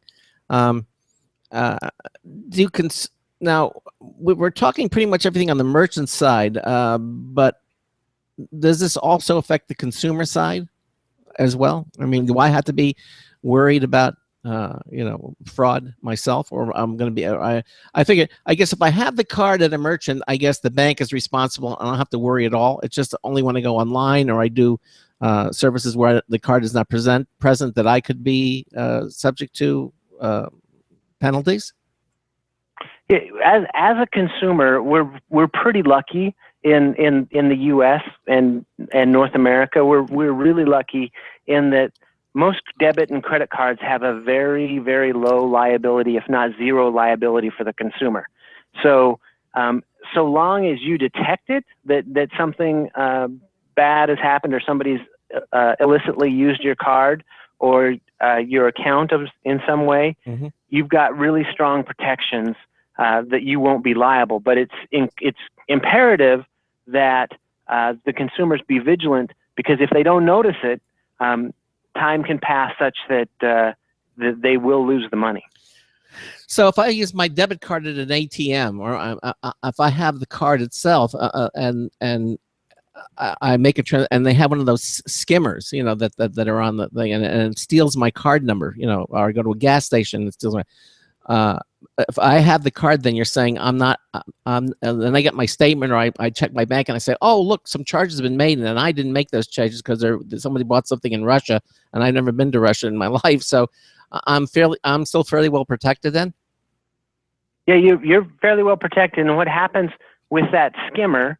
They take the skimmer and they collect 100 different cards and PIN numbers, etc. Mm-hmm. They'll ship those out all over the world, and they'll either duplicate cards or commit electronic commerce, and they could do it on one site, 10 sites, 100 sites, or stores. And so if you don't notice that happening and you don't detect it by looking at your statement or getting an alert from your bank or something like that, the money will be gone. Well, but now when I would, all right, we're at the bottom of the hour, and I've got more questions for you, Rich. So, no problem. So we're going to take a little break, and we'll continue on. But I do want to know what happens. Do banks? I remember a bank used to call me when an attraction happened just to make sure that I was making a purchase. Does that still go on? We'll find that out. Ben and I are talking to Rich Stuppy. He is the Chief Operations Officer for Kount. We'll be back with him. We also have a social media winner of the week, too. Stay with us. Hi, this is Craig Crossman, host of the Computer America Show. You have important meetings to schedule. Your company's getting ready for its IPO, and you're in charge of the PTA fundraiser this month. So how do you coordinate everyone to be available at the same time? Are you still using emails, phone calls, even text messages to schedule meetings with a group of people? How's that working out for you? Not so great, huh? It's a fact that every day, millions of people suffer from scheduling headaches. Well, with Doodle, scheduling meetings with a group of people is quick and easy. With Doodle, you can easily propose available times to each member. Each one checks off the times that they're available, and then you simply pick the time that works best for the group, all in an easy-to-read display that integrates with your existing calendar. Nothing could be more simple. Give Doodle a try for free, and like millions of Doodle users, you'll truly see how easy it is to find the perfect date and time for all your meetings. That's www.doodle.com. Looking for a best friend? Brother Wolf Animal Rescue has your best friend waiting just for you. The mission of Brother Wolf Animal Rescue is to help build a sustainable, no-kill community where no dogs or cats are ever killed for population control, where true euthanasia is reserved only for animals who are irremediably suffering or for animals who are truly a threat to society and with no hope of rehabilitation. Brother Wolf staff and volunteers go door to door, neighborhood by neighborhood, to educate citizens about local resources available for at-risk pets and to help their families connect with those resources. Brother Wolf's community-based approach to no-kill helps keep family pets healthy, happy, and in their homes and out of the local shelter system in the first place. For more information or to make a tax-deductible donation to this wonderful 501c3 organization, visit their website at www.bwar.org. Help to realize Brother Wolf's vision when no animal is euthanized for lack of a home. Who's a good boy?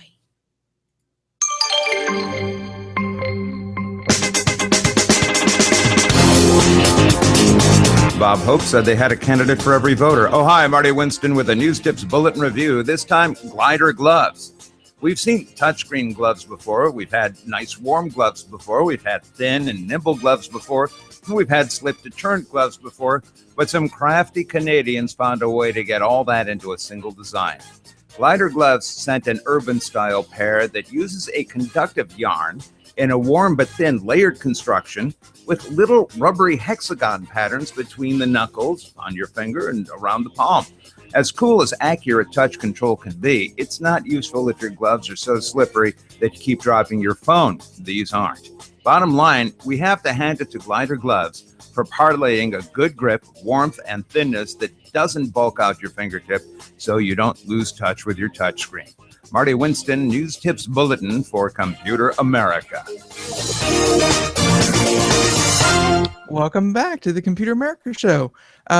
So hopefully you enjoyed that News and Bulletin review one last time. And so before we get back to Rich and Kount, we have a prize to give away to one of our social media followers. That's right. It is Friday, and it is that time once again for our social media winner. And this week's social media winner is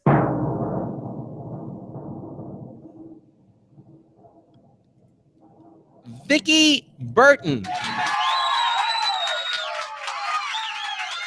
Vicki, congratulations. You are a winner this week.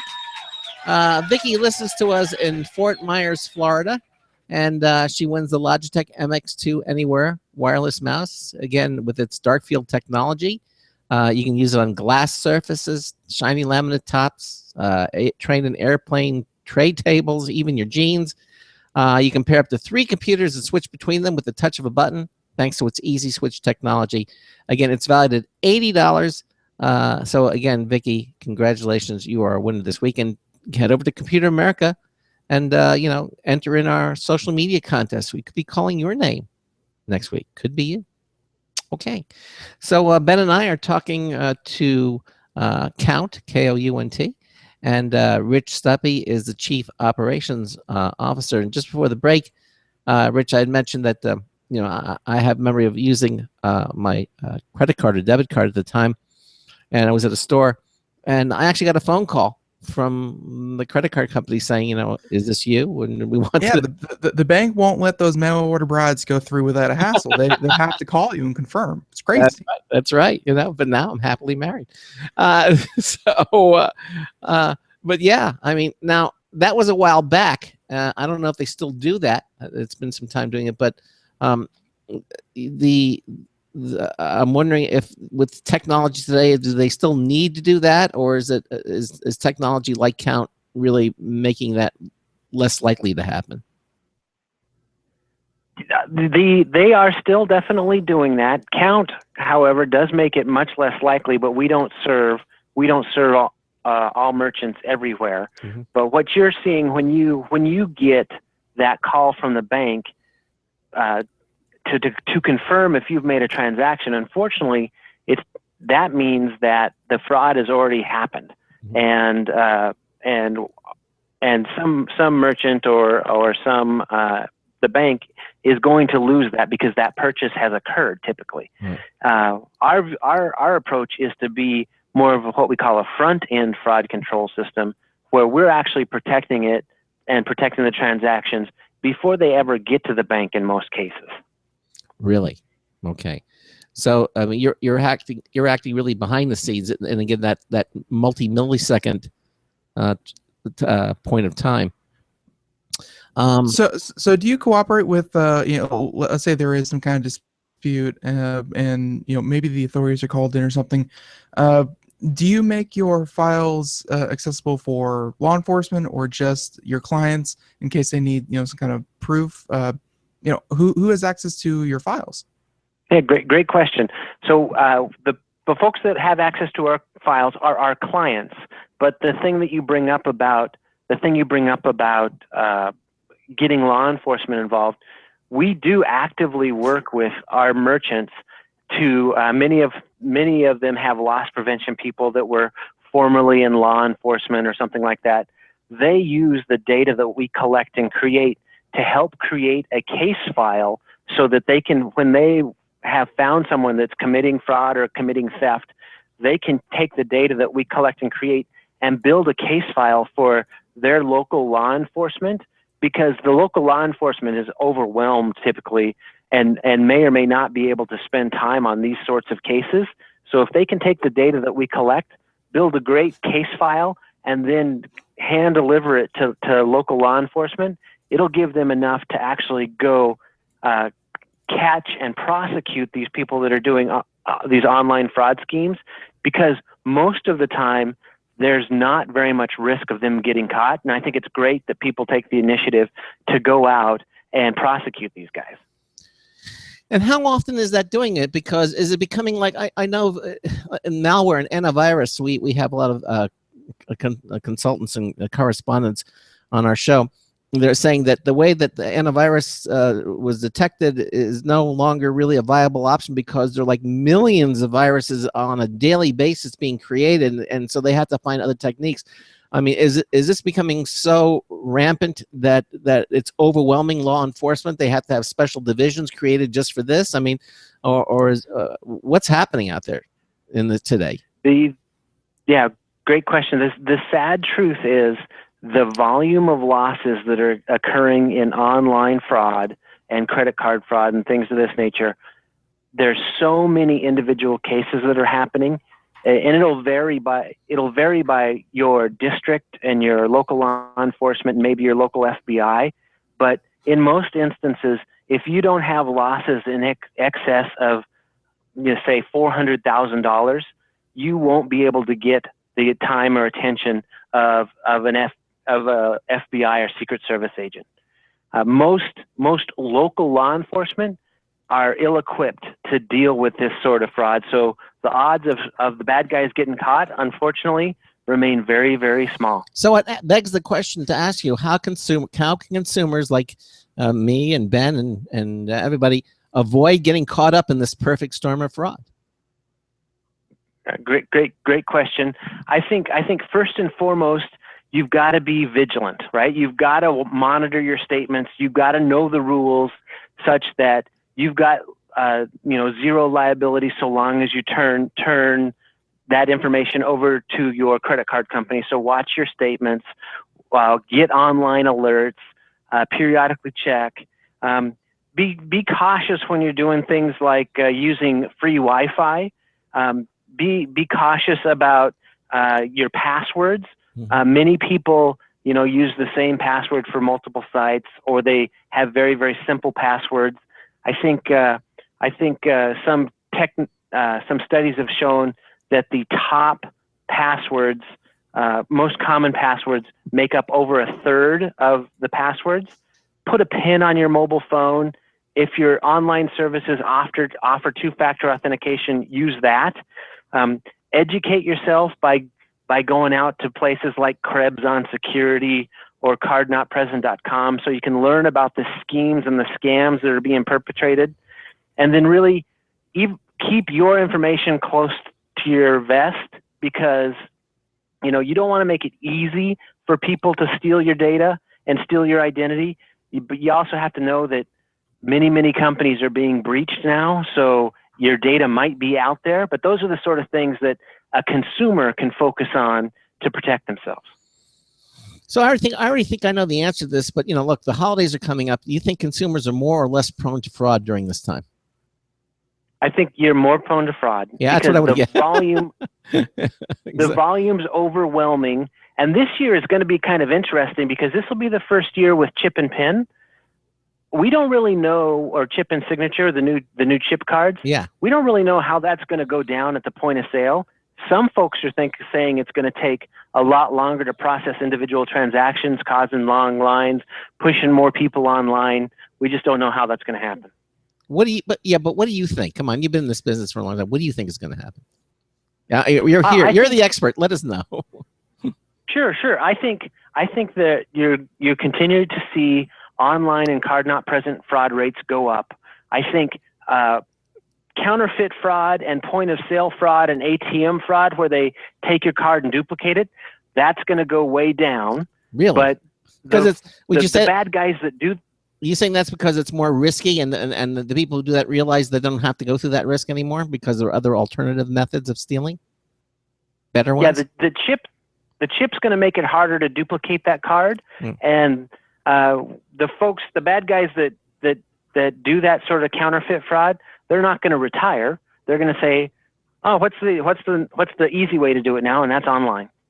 Really? So if you go into a store carrying your card or your Apple Pay, you can probably feel more at ease because that kind of stealing is going down? Yeah, you're right. Okay. And it's going down not because those protections necessarily better, albeit that they are. It's just that there are easier ways to steal than coming up with counterfeit cards and stolen cards, and of course the thief is less at risk too. I mean, I remember one time at a store, somebody used a fraudulent card, and within a few moments, I mean, the police were there and the guy was arrested right in front of me. I mean, they were that fast a response. So I have a feeling that the thieves realize this and are probably less inclined to do that and fall back to easier methods of stealing. Would you say that's what's happening? Absolutely, and they've also learned that the online theft it's easier. You're less likely to get caught, but you can also automate it, and you can also scale it, and you can also distribute the work all over the planet. So it becomes a full-time black market business for people. Really? So obviously technology continues to evolve, and methods of protection are going to become more and more sophisticated. But But at the same time, I'd assume that fraud is also going to become more and more sophisticated. So do you see fraud evolving as technology evolves? Absolutely. I see fraud changing on a daily basis. I don't think it will ever stop. It'll always be around because the idea of stealing what's not yours is as old as history. Mm-hmm. And wherever there's value, there'll be some people that are interested in taking it. And typically they're out ahead, and the good folks are reacting. So, isn't there any place where the good folks can be proactive? They can kind of does it always have to be reactive rather than proactive for the good people? No, I think if you understand the environment, you understand the risks, and you put different controls in place and partner with the right technology partners and educate yourself and have a strategy, that's by definition being proactive to protecting yourself and growing your business.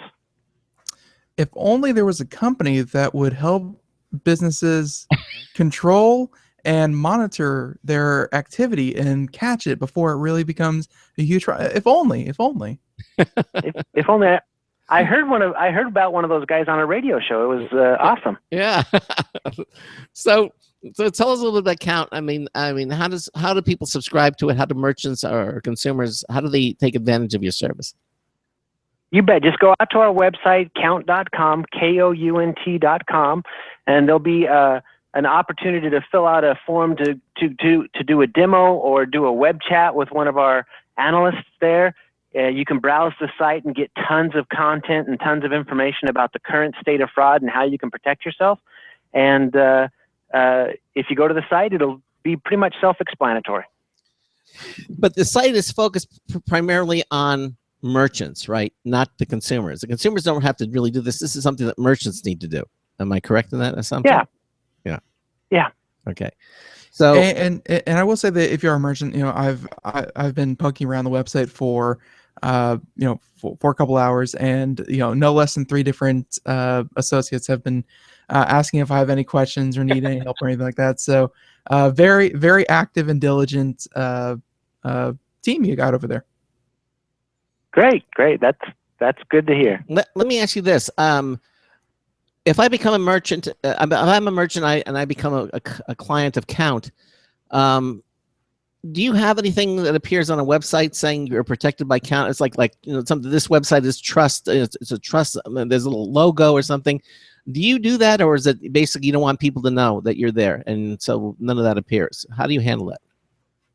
We do have a branded bug or badge you can put on your site if you want. We sure do. Okay. And then when people click that, it'll take them to your website to kind of explain what it is. I mean, if people are going to see something like that, they're going to want to click on it and find out what it means, right? Because they're not listening to the show. They might want to know what it is. So when they click on it, what is it? Comes up with an explanation of what it is that you do and how they get further protection using the site. Yeah, it'll just pop up and could redirect them to our corporate website. Yeah, exactly. And can you talk a little bit what the cost of using Kount is? Sure. We basically price on a per transaction basis, and it depends on how many transactions you do, but you could expect 10 or 15 cents a transaction to get the protection. Okay, and so the more that I use your service, the better discount again, or is it per 100 clicks or per 1,000 clicks you get this, or is it a sliding scale, or is it basically a flat rate? It's a little bit of a sliding scale. I mean, we've got clients that do 500,000 transactions a day. So wow. It as I said, it scales from the largest to the smallest. All right. Well, again, Rich, I want to thank you for being here on the program. Again, it's Kount, KOUNT.com, or you head over to computeramerica.com.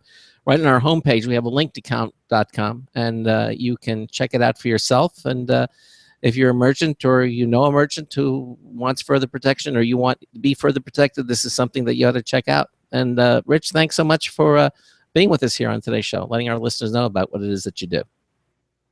Thank you, Craig and Ben. I really appreciate you having me, and have a great weekend. Okay. Thank you too. Take care. Bye-bye, Rich. Bye-bye. All right. All right. So there you go. Okay. Kount, and you can check it out for themselves, for yourself. I think we have time to maybe do one or two news stories here real quick. Yeah, we got a couple laying around. Yeah, I got a couple laying around here. But we could we can do a little bit of a computer and technology news. So why don't we do that right now? Today's computer and technology news is brought to you by Slimware Utilities, the official optimization software of Computer America. You can visit them at slimwareutilities.com to clean, speed up, and optimize your Windows system. Slimwareutilities.com.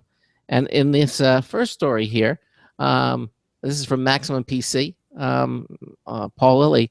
There are actual support reps from Dell and Hewlett-Packard telling Windows 10 users to downgrade. Okay. Okay. Yeah.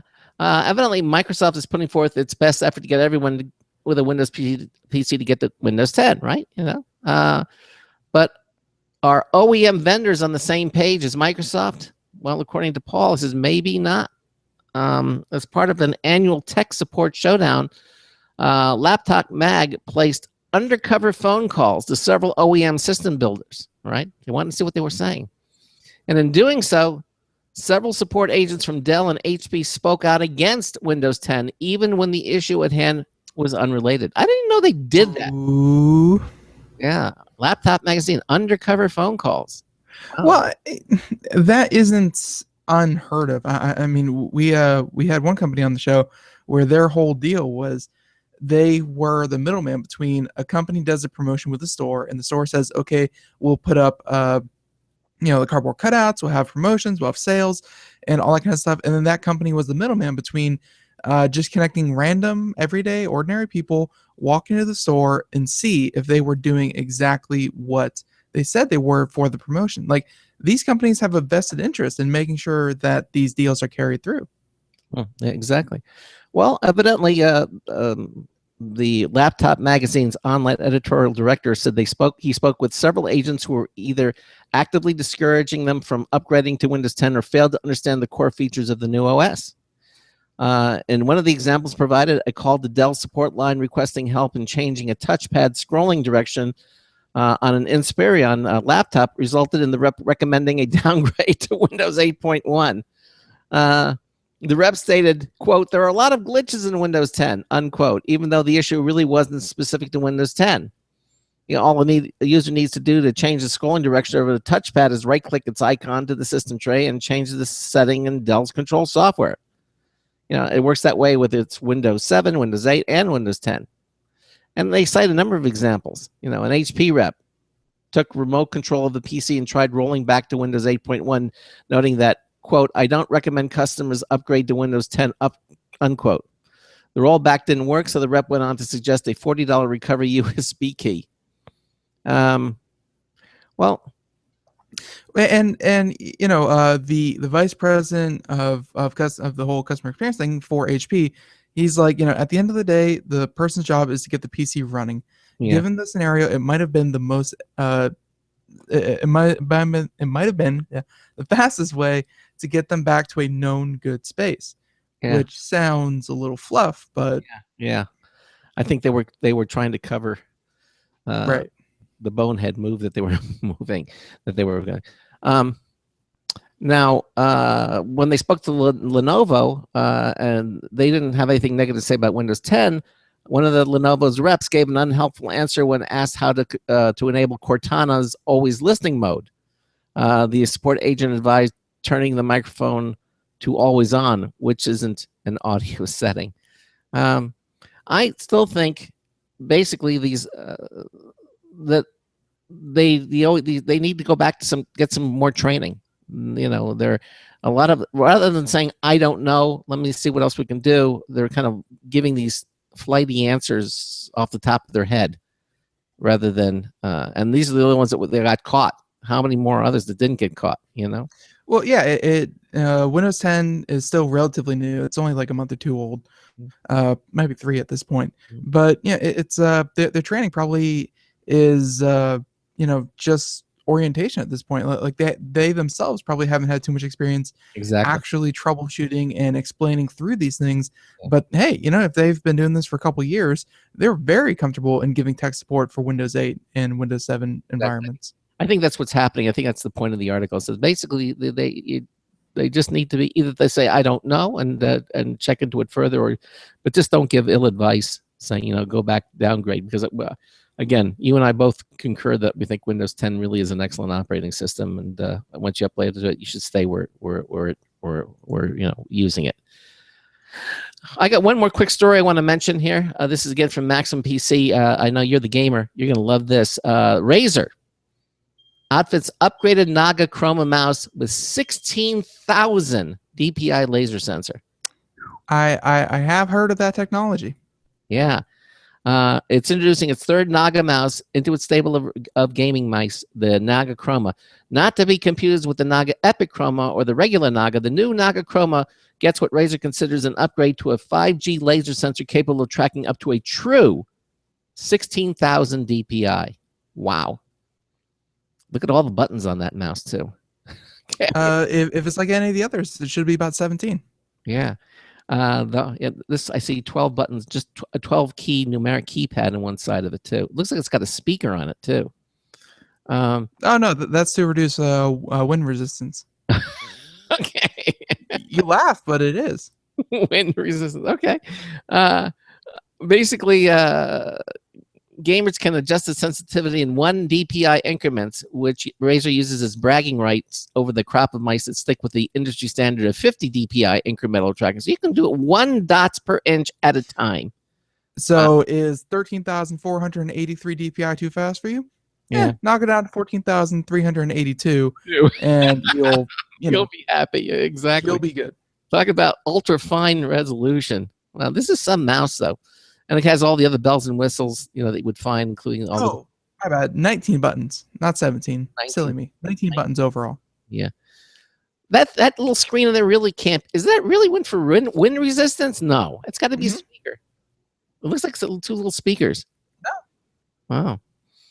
Well, evidently, as the Chroma device Razer's latest mouse lets you customize the lighting with 16.8 million color options and various lighting effects. And this mouse sells for $80. Wow. The Naga Chroma now available for $80 with a 16,000 DPI dots per inch laser sensor. And it lets you control it 1 dot per inch at a time. Talk about amazing scaling. Well, I'll tell you. Well, again, that about wraps up the show. Yes. I mean, I'll be the first to tell you, I love higher DPI. I'm actually probably going to go out and buy one of these things because I'm rocking about 6,400 DPI, and it's great. I love not moving my hand that much, but I need one of these things. 16,000? Gee. I mean, you blink at it, it's gonna the cars will go across the screen. I've heard good things about having like people with these huge 4K screen resolutions and really, really large monitors. It makes complete sense to have a much higher DPI to really zoom around your display. Yeah, well, this certainly. And personally, I have a 3-screen display, so. Wow, yeah. Well, this certainly will give you that additional sensitivity. I don't think they go much higher. I don't know, 16,000. I've heard 16,800 was the highest I've ever heard of. Well, there it is. So that's about it. And adjustable on 1 dot per inch on a scale rather than 50. Yep. Yeah, that's amazing. 90 Okay, seconds. well, again, listen, everybody, have a great weekend. The new James Bond film is upon us. We're going to be watching that. Ben's going to watch the new Blizzard. Oh, yeah, the new trailer is already out, so go check that out. Check that out as well. It'll be a lot of fun. And just, have a great weekend. Coming up on on Monday's show, we're going to have the Stevens Institute of Technology. We're going to have Andrew Russell 60 joining seconds. us talking about technology, and Ada. And then in the second hour, Kitschology, which is about overcoming food allergies through the power of technology and community. Kitschology. Really? It's going to be an interesting... Is that like kitchen? Yeah, like kitchen. Exactly. So kitchen and technology, Kitschology. Kitschology. That's right. And then talking about how you can use technology to produce recipes that are safe for people who have allergies. It's going to be an interesting show. And of course, if we have time, computer and technology news brought to you by Slimware Utilities. Have a great weekend. And Ben and I will see you on Monday afternoon. So until Monday afternoon, this is Craig Crossman, hoping that your hard disk never becomes floppy. We'll see you Monday. Have a good one, everyone. 10 seconds. Bye-bye.